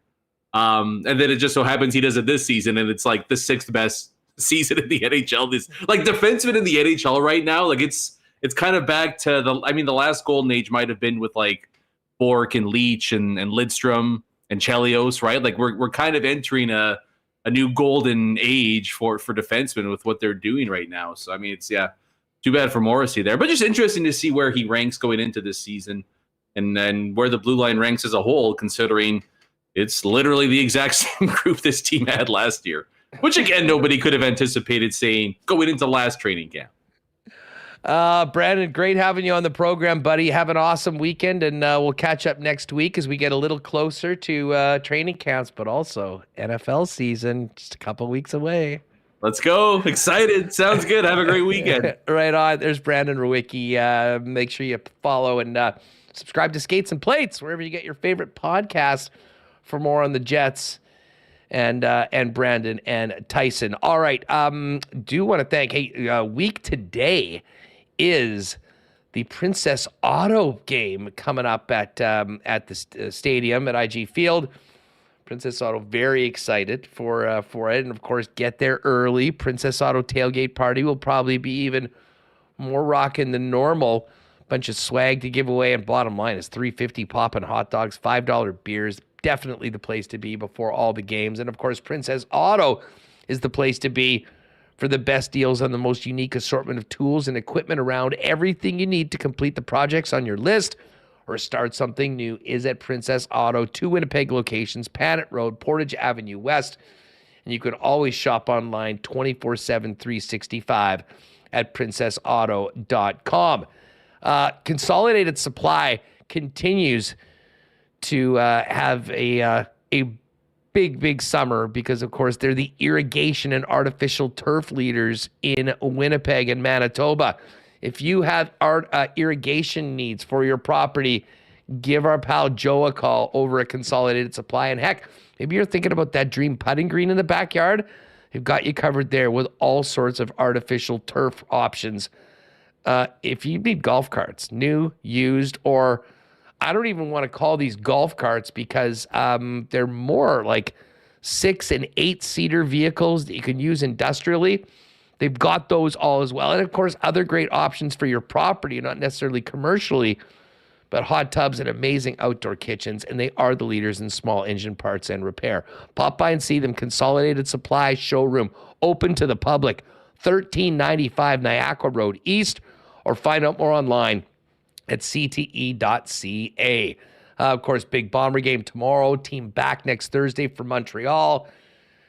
If you need to get your Bomber gear on, get on down to Manitoba's #1 sports superstore. Of course, you might need to refresh your Jets gear before the upcoming season. Not to mention, whatever the 32 NFL teams you support, the best selection of NFL merchandise around. It's all at Royal Sports. But not only do they have the best selection of fan gear around, they are the hockey superstore. The season, believe it or not, is just around the corner. People already on the ice. You need new equipment. Royal's the place to do it. Also soccer, baseball, softball, tennis equipment, disc golf, huge selection of bikes. Whatever you're looking for, Royal's got it. 750 Pembina Highway. Follow them on Instagram as well, at Royal Sports Pembina. And CFL back tonight. I will be watching this game between the Elks and the Hamilton Tiger Cats. And what better place to get together with friends than watch the game along with big Blue Jays game tonight than your local BP, ice cold schooners, world famous BP wings, gourmet pizzas, and the latest from the BP feature menu. Staying in tonight, you can always order online at bostonpizza.com. All right, still lots to get to. We're going to take a quick trip out to the ballpark in a minute. We will talk to you about our partner parlay that we put together with the gang at Coolbet. But with the Bombers in Calgary tomorrow and lots of intrigue on the off seasons for the Winnipeg Jets and the Calgary Flames, perfect day to welcome in my pal Pat Steinberg from 960 in Calgary. Patty, what's up, man? How's the summer been? Your world travels. Been a good summer. It's been solid to be away and disconnect, but it's good to be back. It's good to be back in Calgary and back in town, and it's good to we took Flames Talk off for 4 weeks. Literally nothing happened. The exact zero happened. The same roster the day we started back as when we left. So there's been nothing going on with the Flames. It's kind of the similar situation. Flames and Jets, the two teams, two Western Canadian teams, are just waiting for all these big moves. Zero. Nothing has happened. You know what? It was funny. I envied you throughout your trip because, of course, we got a chance to catch up at the draft in Nashville at a time where there were tons of questions about both of these clubs. Kind of not as much happened, although the Jets obviously made a huge trade with Pierre-Luc Dubois. But then, a couple weeks in, free agency, and then it really has been incredibly quiet. Let me ask you this. Do you think, we can talk about both of these teams right now, but specifically to the Flames, do you expect some things to happen before training camp? Or, we're sort of at this point where I'm not sure there is anything more to be done. Although often when teams do get together in training camp, at that point, maybe a few things, probably not the bigger moves, but maybe some things around the periphery of the lineup. Do you expect anything to happen before the guys hit the ice? From a big perspective, like a big time impact player perspective, I don't know. The only guy that I think we could see something with between now and training camp is Hanifin. Otherwise, I don't know. And even then, I don't know how confident I would be that is going to happen. Just because when you think about it, the whole I don't know spot that we're in right now is kind of that limbo land that, as you mentioned, this is not usually when you see a lot of deals in the NHL. So it kind of feels like, while I still think Hanifin's the one guy that could get done here, it kind of feels like this might be a situation with him and maybe another player or two that they might have to go into the season and let it play out for a few weeks or a few months before they make a couple of these deals. Like I think about the Matt Duchene trade in 2017 that Joe Sakic pulled off in Colorado. Like we knew for months and months and months the Avalanche wanted nothing to do with Duchene, but Sakic had a price. He stuck to that price, and I think he waited until early November of 2017 to make that deal, and he hit an absolute home run with Ottawa and Nashville. So the Flames have not been good at getting great offers on their guys, and because the offers have been underwhelming, they're sticking to their guns. They've got a price. They want to stick to that price, and it's the way that I think you have to do it if you're Calgary. And to get the price that they're looking for, they might have to wait until the season's underway and a team gets off to a poor start or another team sustains an injury or something like that. That might be what we're talking about, Huss. Well, that's exactly what we're talking about here. And there are so many similarities between Calgary and Winnipeg. And ironically, they're playing in game 1 of the season. I'll see you out there for that one, Pat.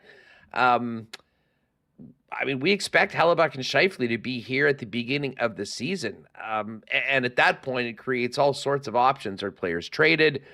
Are they potentially gone at the deadline? Do they extend? What's your feeling on the situation surrounding Elias Lindholm, who certainly is the key player with the most uncertain future in Calgary? Well, right now it's kind of a waiting game because the Flames, from everything that we're led to believe, from everything I understand, the Flames have an offer on the table for Elias Lindholm. They have an offer. They have the offer on the table with the invitation to continue negotiating on it. And it kind of just comes down to where Elias is and what Elias is thinking. Does he want to be a full-time, long-term member of the Calgary Flames? Does he want to be with the Flames for the next 9 years of his career and sign an 8-year extension, or does he want to potentially see what's out there in free agency in less than a year's time? Does he want to explore what might be out there in that respect? So because they're waiting on Lindholm, and because we don't think Lindholm has made his decision as of yet, it's kind of this weird Lindholm limbo where they're like, okay, we want this guy back. We believe we have a fair offer on the table. I think that offer is kind of in the 8-year, 8.75 range, 9 million range, somewhere in there. And they believe they've got a fair offer on the table. They believe that they've done what it takes on their part to convince him to stay. And now it's kind of up to him. And I think the best case scenario is that he comes back. The best case scenario is that he does decide to sign long-term with the Flames. But it makes you wonder, when a guy takes this long to decide, even if he does end up signing long-term with the team, is that the place that he really wants to be? And if it's not the place he really wants to be, what are you going to get out of that player? So it's been a really interesting few months on the Lindholm frontier. And again, I mean, I think that they would absolutely move him once they got the idea or the answer that he's not going to be signing back long-term. And I think there would be plenty of teams who would take him. But when you're kind of still waiting to see what he wants to do, kind of puts you in a tough spot. Like they had that crazy offseason last year with Gaudreau leaving for nothing, and then the trade of Tkachuk, and then the signings of Huberdeau, Weegar, and then Nick Kadri as a free agent. And then the season went south on them. Obviously, the new GM, new head coach. Considering there's a new GM, and listen, we know how important Lindholm is, and number one centers don't grow on trees. I mean, it's a big conversation here in Winnipeg, regarding Mark Scheifele.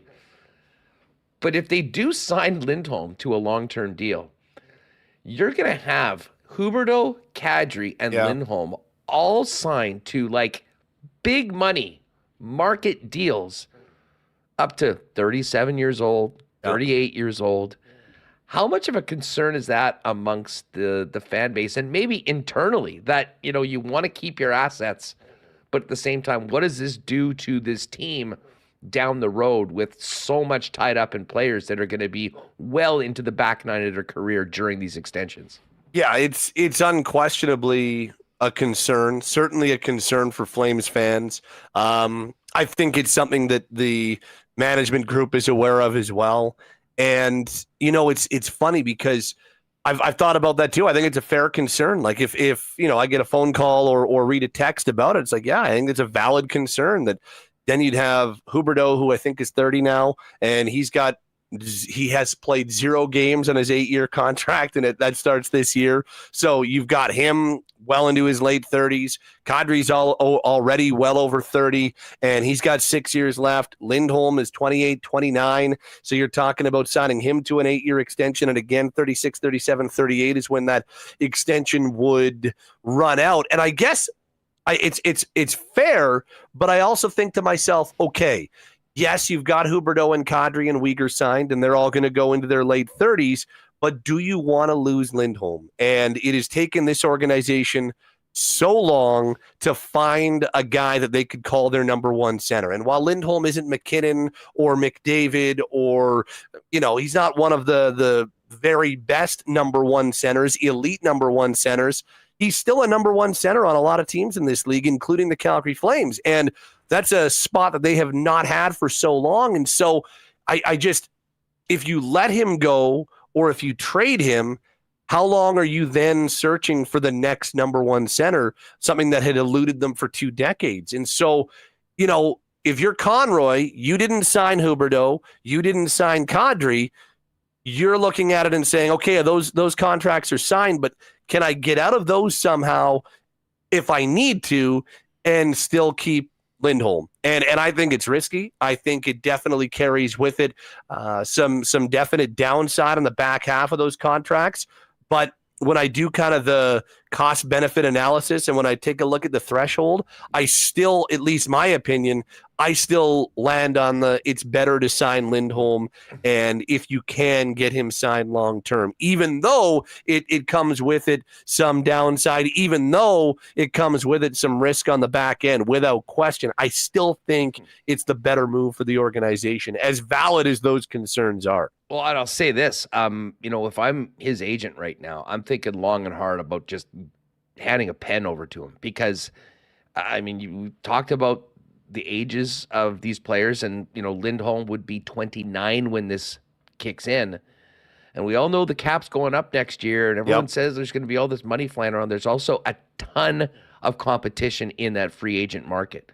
Like, would Jonathan Huberdeau have gotten $10.5 million this year on the open market? I don't think so. Like, I think he got a premium to commit to Calgary when he did.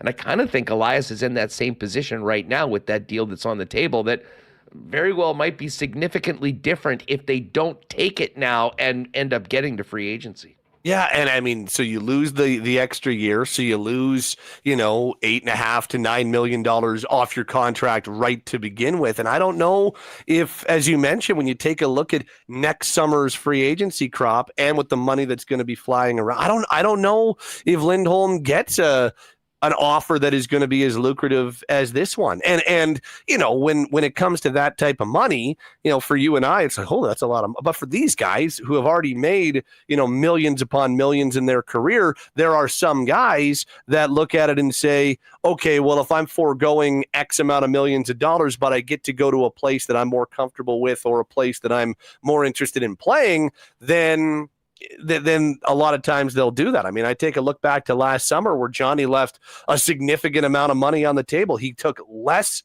yearly to sign in Columbus and left $10.5 million of the extra year on the table. So he gave up like $15 million by signing with Columbus as opposed to taking Calgary's deal. But he was fine with that and at peace with that. So maybe Lindholm goes the same way. What's interesting, Huss, is that you mentioned the new GM, you mentioned the new coach. Like this was such a disaster last year. I mean, I know that you kind of lived through it with the Jets, not last year, but the year before, with how things kind of went off the rails with Paul Maurice and then Dave Lowry, and how the atmosphere, and it was just time to make a change. Rick Bowness comes in and injects some new life and a new atmosphere and a new feeling. Well, here in Calgary, the dark cloud that was over this team, specifically with Daryl Sutter as the head coach, has now been lifted. So you've got a new general manager in Craig Conroy, who is revered in this town and brings with him a lot of excitement in taking over the job. And Daryl Sutter's replaced by Ryan Huska, so that dark cloud, that black cloud, no longer hanging over him. I know a lot of people wonder if Lindholm hasn't made up his mind yet, but he comes to training camp, comes to and starts the season with the Flames, and all of a sudden there's a new vibe and a new feel, and it's just a fresher, more positive atmosphere. Maybe that's what it'll take, or maybe that's what will be the pushing point to get him over that hump and maybe sign that deal. So that's going to be really interesting to see, and not just with Elias, but with a lot of these guys that we're talking about, Michael Backlund or Nikita Zadorov, or some of these names that also need new contracts. What does a new regime look like for them, and how does it maybe push them one way or the other? Just speaking of that, before we get to the Stamps Bombers on Friday, why Huska, and what's at the top of his to-do list when he shows up in training camp with the Calgary Flames? Well, I think first of all, I believe Craig Conroy's guy from the get-go was Huska. So before he was given the job or was hired as general manager, my belief is, I think, just based on what I know, that Ryan Huska was the guy that he was even going into his interviews with, saying, Ryan Huska is the guy that I think should be the head coach of this team. And the reason for that is because Ryan has really, he's busted his ass the entire way and has succeeded on every level that he's been on. So he's paid his dues, sure, which is only one part of the equation, but he's also been successful in doing so. He was a successful head coach in junior hockey. He was a successful head coach in the American League. And now for the last 5 years, Huss, he's been a really effective assistant in the NHL. I mean, his penalty kill has been one of the best in the NHL over the last half decade, which has been one of the key areas that he's been tasked with.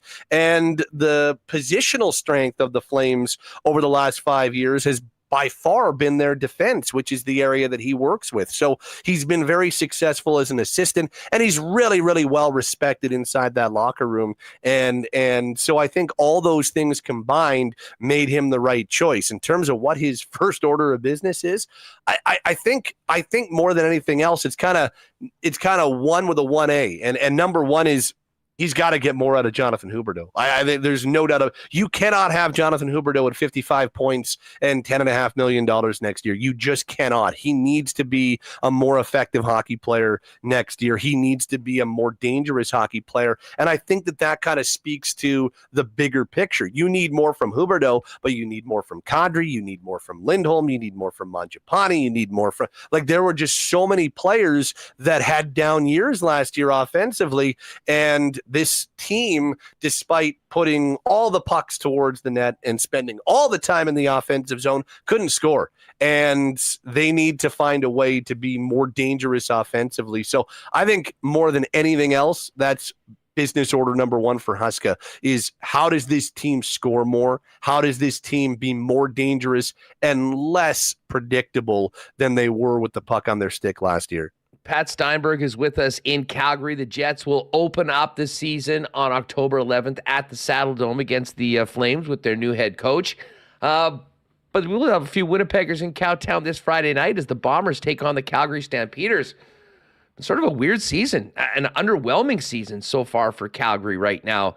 Pat, what do you make of the Jake Maier-led Stamps right now at this point in the season? They're a very pedestrian team, Huss. They just... It's funny. They've got some really good facets of their game. You know, Micah Alway and Cameron Judge and Mike Rose are having, you know, all-star caliber seasons on defense. Micah Alway probably leads the pack when it comes to most outstanding defensive player. And if it's not him, then he's in there with Jefferson or Lacombo. Like he's having an incredible year at middle linebacker, an incredible first year as a member of the Stampeders. Cam Judge as his weak side linebacker. They've put together, you know, one of the best linebacker duos in the CFL, and Mike Rose is one of the best interior linemen, if not the best interior lineman in the CFL.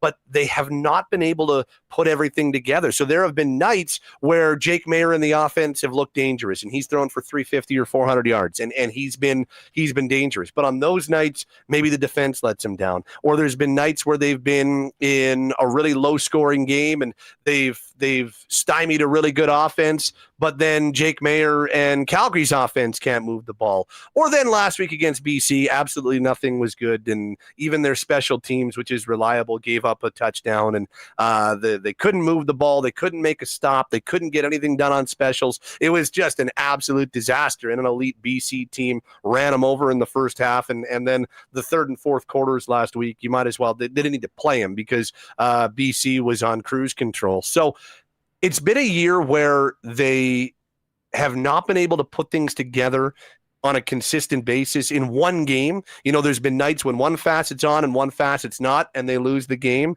But I think the biggest issue that they're facing right now, Huss, is that they are looking at it's been a really pedestrian offense of late. And we've seen a lot of short passes and a lot of dinking and dunking down the field. And that can become really predictable. When you've got a defense as good as the Bombers and you got a defense as good as the Argos or the Lions, you know, that's going to become really, really easy to snuff out, and you're going to be able to make the adjustments pretty easily. So they have got to find a way. Jake Maier, I think, has got to find a way to be a little more explosive because he has it in him. But right now, I think he's up in his head. Right now, I think he's worried about making a mistake. Right now, I think he's worried about where the Stampeders sit and their record and how dire their playoff situation looks like for the first time in like 2 decades. So I think he's overthinking things a little bit. He's got the ability to push the ball downfield. He's got the receivers to push the ball downfield too. You know, Mark and Michelle has been criminally underused since getting back to Calgary. And,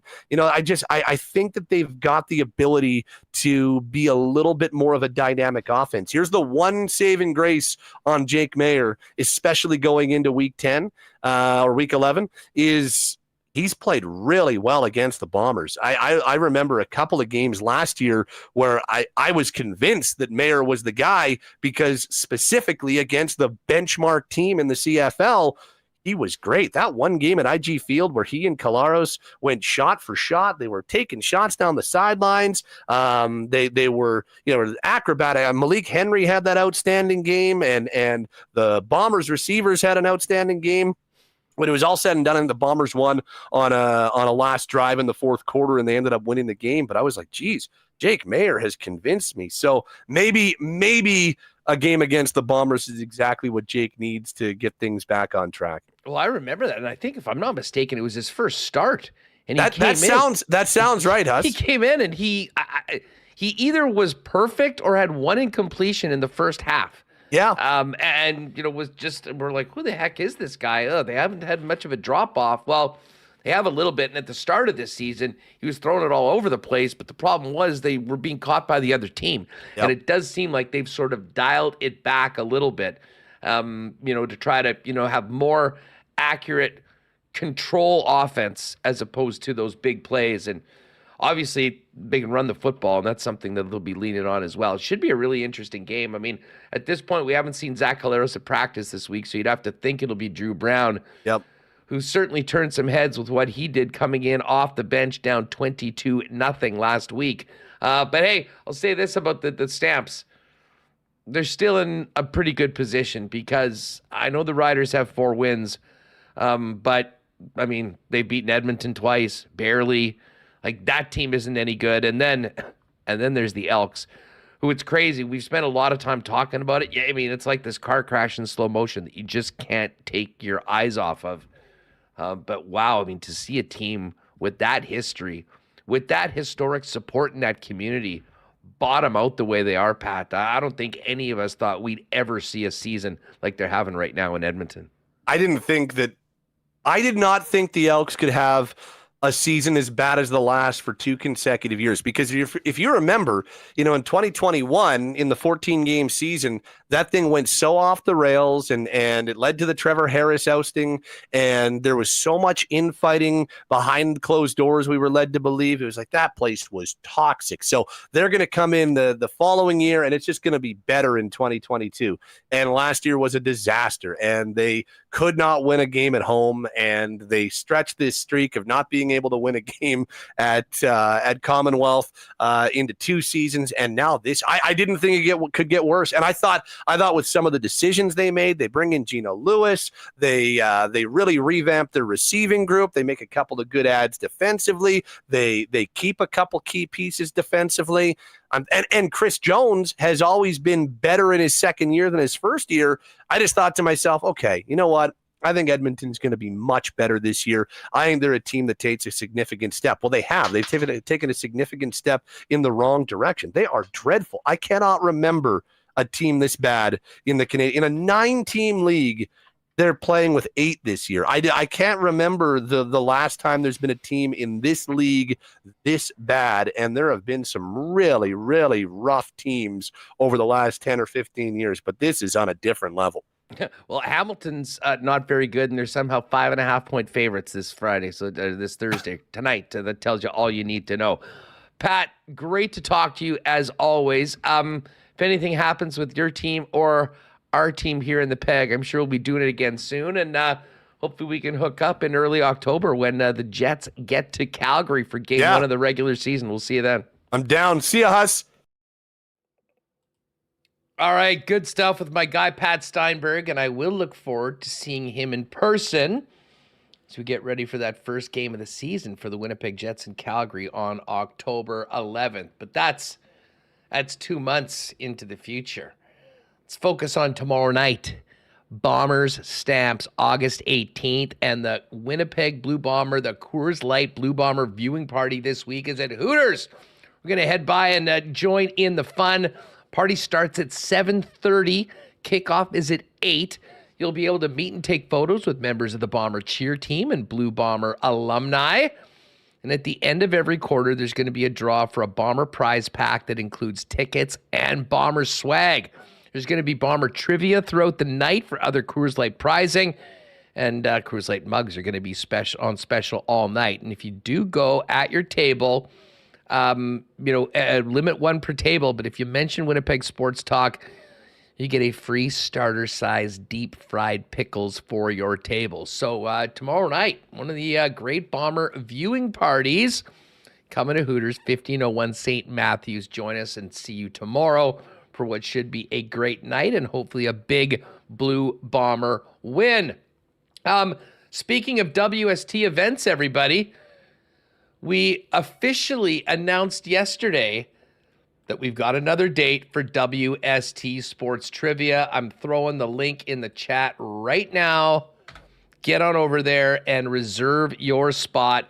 The first two have been huge successes. You can see the picture that Remis has got up there right now. We just did an Instagram post as well from the one that we did in the winter, I guess in March. But this one will hopefully, weather permitting, be outside in that beautiful patio like we did on the first event. Very simple. Grab some friends. We ask that you do grab those tickets so that we have reserved spots and seating for all of you. And by the way, shout out to Marshall. Remember Marshall Paterson, Remo, that was always calling into the post-game show on 1290? Of course. Marsh is going to be in town and has said he and his wife are coming as well, so we'll be able to see hook up with Marsh. Anyways, it's always just been a really fun evening, get together, much like we did with the Goldeyes game, meet other folks from the WST chat, people that you see each every day. And if you're listening on the podcast, go to winnipegsportstalk.com. The link is right at the top. Click on there, reserve your spots with those tickets, and brush up on your sports trivia. I'll be curating another evening of Brainbusters for you for September 13th over at Little Brown Jug. And in the meantime, get on down to Little Brown Jug, get all your favorites, 1919 generic lager. And while supplies last, that deal they've got going on right now on that special 24 with 12 1919s, 12 generics. I think it works out to like $2.44 a beer. Hell of a deal right now. But I did talk to Tanner, and they sold so much yesterday that supplies are limited. So if you want to take them up on that offer, I would get on it right now. Of course, Little Brown Jugs on William Avenue. You can find out more online at littlebrownjug.ca. What do we got for golf right now? BMW Championship is underway. Let's take a quick look at the leaderboard for our friends over at Breezy Bend Country Club. Matty Fitzpatrick, Sahith Theegala, Brian Harmon, all at 4 under right now. Russell Henley and Rory McIlroy, 3 under. Star-studded field, obviously, with the final event before the Tour Championship. Corey Connors looking good to go to the Tour Championship as well. He's tied for 7th right now, 2 under through 4 holes right now. We'll keep an eye on that today and tomorrow. Nick Taylor in the mix, and Adam Svensson as well. Svensson's going to need to have a big week, big week and weekend. He finished even par for the round. He's not right now projected to be in the top 30. Of course, if you're looking for a great long-term golfing home for you and your family, make it Breezy Bend, one of Winnipeg's top private courses. Talk to Corey Johnson at the clubhouse or find out more online at breezybend.ca about getting on the waiting list for next year's season over at Breezy Bend. A big thanks to our friends at Aitken's Lake Wilderness Lodge. Just had another incredible weekend a couple weeks back. Speaking of 2024, they're booking well into 2024. Find out more information on the Aitken's experience and everything that comes with the world-class fly-in fishing lodge that it is. aikenslake.com is where you will find that. And a shout out to our friends at Assiniboia Downs. They've had a really rough week. 2 nights ago, it was the smoke that canceled live racing. And last night, I think they got through 1 race, and then the insane winds shut things down. It was deemed dangerous for the horses, spectators, riders. So they'll get back at it on Monday. And I guess a few of these horses will have a little bit extra in the tank after a couple canceled nights of live racing at Assiniboia Downs. But the season goes well into September. Still lots of time to take in the track as a part of Manitoba summer. AssiniboiaDowns.com for more information on everything they've got going on out the track. All right, let's check in with the Goldeyes before we get to our Coolbet lines. What a weekend it was last week. The Reggie Abercrombie celebrations and then Bark in the Park. Fish on the road this week, finishing up next week with the final week of home games. Let's find out more about what's coming up. And a great weekend last week for the Goldeyes with Andrew Collier, Fish GM. Andrew, great to see you last weekend. And listen, I know it hasn't been a great season, a little tougher on the diamond, but man, that sure felt like the highlight of the season last Friday with honoring the great Reggie Abercrombie. It was so awesome having Reggie back and the surprise visit by Rick Forney. The whole day was great. The lunch was great. You were awesome doing the interview with Reggie. I could have sat there and listened to you and Reggie talk for hours. It's he's so much fun. He's still a kid at heart, and he still looks good. It looks like he could still play. He said he hasn't swung a bat since his last game in 2019, but Wow. looks like he could still play. He's a beauty, and it was so good to see him, and it brought back memories of those championship years in 2016 and 17. Yeah, it was. Listen, first of all, thanks for including me. It was an honor to be a part of it. And obviously, I always had a real soft spot for Reggie. He was, he was just so much fun as an individual. I mean, he's truly, I said this leading into the event. I mean, one of the most colorful characters we've had in the Winnipeg sports scene for a long time. But we kind of got to see a different side of Reggie. You mentioned, and I'll never forget that. I was on the other side at the table. Reggie was kind of popping around, and then Rick Forney walks in. Nobody knew that he was going to be there. And, Reggie was stunned for a minute. The tears were flowing. And the relationship between those two guys was very evident at that moment. And then when I asked Reggie about Rick Forney during the hot stove session. Yeah, that was something else. There was very few people that knew he was coming. I knew he was coming and a couple other people in the office, but for the most part, nobody knew. So I went down and I met him when he arrived at the Fairmont and brought him in. And yeah, when Reggie saw him, they both, there was some tears that were flowing there. And it just showed what a great relationship they had and still have, because Reggie lives in the Baltimore area and Rick lives there. They still see each other in the off season and go to football games together. And it's a really special relationship. Well, and listen, it's been up and down for the squad on the field, but man, they honored Reggie the way he would like it with a ton of long balls. What a week for Max Murphy, who was really stepped up and kind of carrying the torch that Reggie left when he retired. But that was a hell of a way to celebrate number 11 on Friday night with all those bombs. Wow, with the home run king in the park, the guys put on a show for him, knocking out 5 home runs and 2 by Max and grand slam by Symington and a single short of the cycle, which was really exciting. He had 2 at bats left just to get a single and didn't get it, but that was pretty exciting. I bet the folks over at Ram were paying close attention to that. Isn't that the case? If the Goldeyes hits for the cycle, it's a Dodge Ram? Yeah, $75,000 truck if somebody hits for the cycle. So I'm sure there's a lot of people pulling for miles to hit that single. Holy smokes. And then, of course, it was probably the biggest weekend of the year for sure at the ballpark, because as special for the organization that Friday night was, and a massive crowd to celebrate Reggie and his contributions here in the Peg. Bark in the Park is always one of the biggest and wildest events, and the fans and the dogs came out on Saturday. It was awesome, and we've done this for a number of years, as you know, but this seemed to be the smoothest, from people and their dogs entering the park and the dogs being well-behaved, and It was a lot of fun. We had over 400 dogs here, and nobody got bit. There's no dog fights that I'm aware of. It went great. I just have to ask you, from a logistics standpoint in the organization, how different is the Bark in the Park game than a regular game? How much extra planning, logistics go into that game as opposed to the rest of the season? It's a ton of extra work because everybody has to sign a waiver that their dogs have all their shots, and we have a separate entrance for everybody to come in.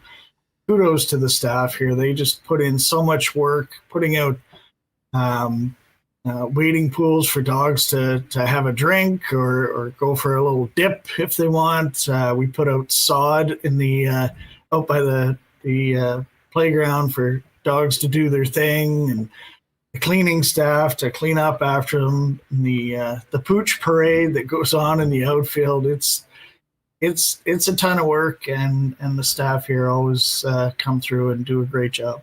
Well, Andrew, not done yet. And listen, the team is still in the mix. I mean, with the expanded playoff format, I mean, there's still a lot of work to go. But, with 18 games left on the season, the time is now for the fellas to get on a bit of a heater if they want to, scrape into the postseason.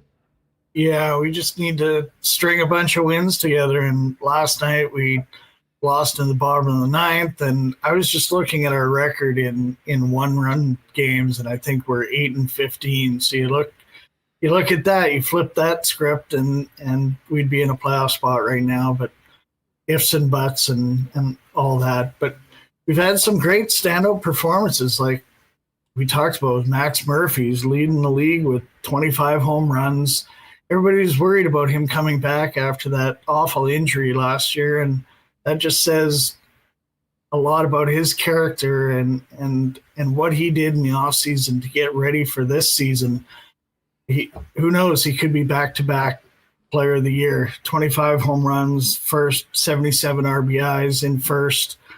And then Dason Cruz, a rookie third baseman. He's third in the league. He's been awesome. Hitting .357 as a rookie, playing third base every day, playing a great third base defensively. So there have been some bright spots this year for sure. Where'd you guys find him?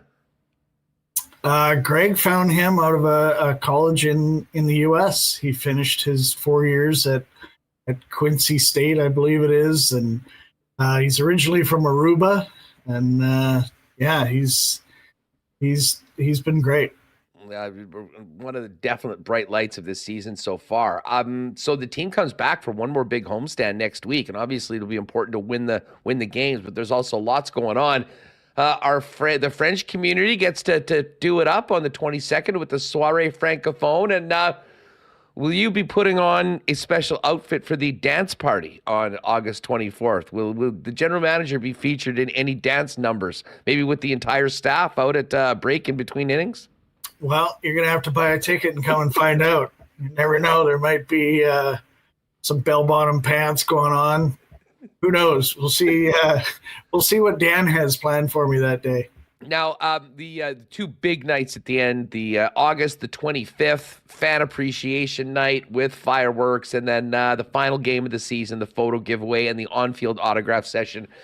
We know the connection that the team has with the fan base. That final weekend at home is always a big one. Just fill us in on what you guys have planned to finish up the 2023 campaign. Yeah, it all gets going on Monday. Unfortunately, the original shirt off our backs night was rained out. That's our only rain out so far this season. So that's been rescheduled for Monday night. Shirt off our backs, right off the players' backs, one every inning. Like you said, the 25th, fan appreciation night. That's where we get to let the fans know how much we think of them and their support every year. Fireworks that night, the last fireworks show of the year, and every fireworks show is spectacular. And going back to that August 11th game, it was nice to see fireworks when it was dark instead of during daylight, which we've talked about this before with the pitch clock and games going so quickly. We've had a few fireworks today when the sun was still out. So it was nice to see fireworks in the dark. No doubt about that. Well, and I mean, listen, again, at the end of the season, we'll kind of look back at this year, with the rules as well. But I mean, the Tuesday night where I came to meet you ahead of the event with Reggie, that game was like 2 hours and 5 minutes. I mean, certainly the fastest Goldeyes game I have ever been to. And, I know there was a time a few years back where sometimes the games got pretty long and we were pushing 3:15. But I mean, it has swung right back to the other side. Maybe we need the pitch clock to be a little bit longer. I don't know. Yeah, when you have two good pitchers on the mound that are throwing strikes and keeping their walks down and the runs are down, yeah, you're going to get the 2 hour, 2:10, 2:15 games. Well, Andrew, listen, again, thanks again for including us and myself for the Reggie Abercrombie event last week. We'll hope the team can get a few wins to finish up this road trip and get hot at home and stay in the playoff race. We'll look forward to seeing you next week at the ballpark and talk to you next week before Fan Appreciation Night and the final weekend of the regular season at Shaw Park. Sounds great. Great talking to you. All right, good stuff with Andrew Collier. And one more week and a big weekend, not this weekend, but the following weekend, Fan Appreciation and the final games of the regular season.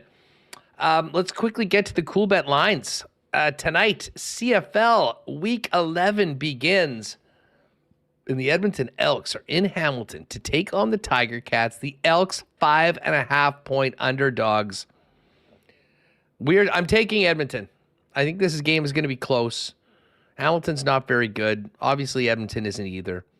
Trey Ford did win his start in Hamilton last year. And Dusty, I'm not even sure that the money line. This could be the night where the Elks get a win. Obviously, it's not at home, so that's one place where they have at least won in the last 4 years.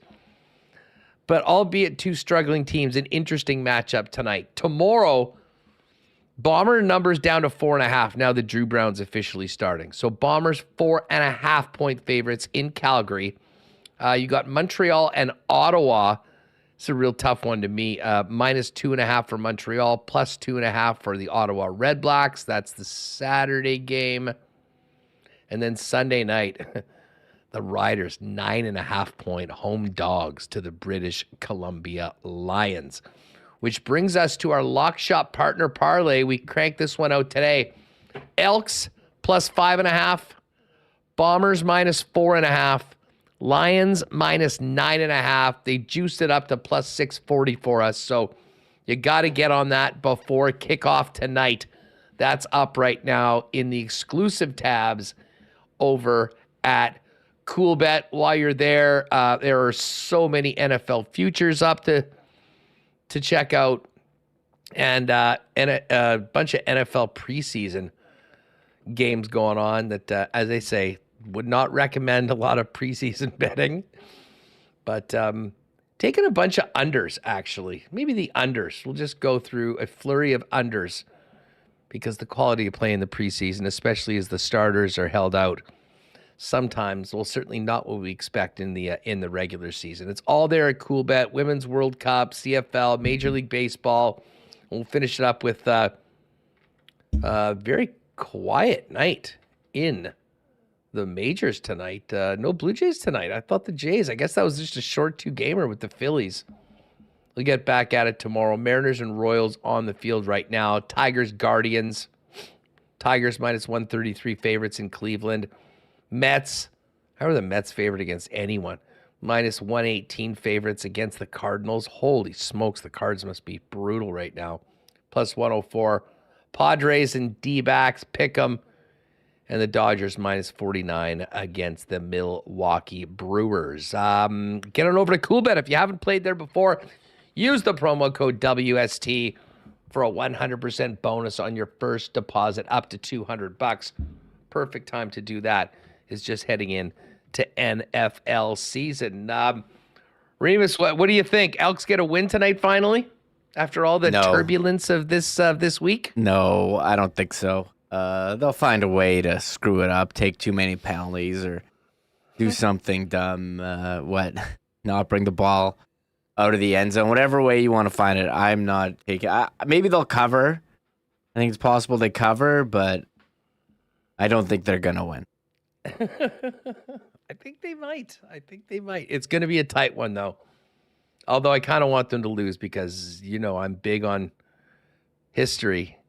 Has that ever happened? 0-18. 0-18 is still on the table right now. No, but I think Hamilton was 1-17.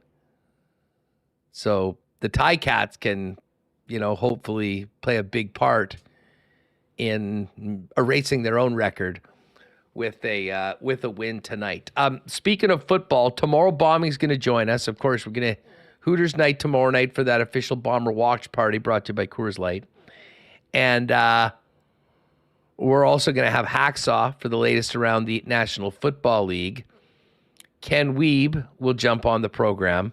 So it should be a fun one to get into the week. But Remo, I guess we're going to fire up a WST raid right about now because I think Bombing and Walby, my fingers are crossed that Walby might be one of the alumni coming for the game tomorrow night. Hopefully. Okay, we do have an update on Jonathan Toews, actually. He's got another Instagram post. Showed it to Donnie Boy in chat.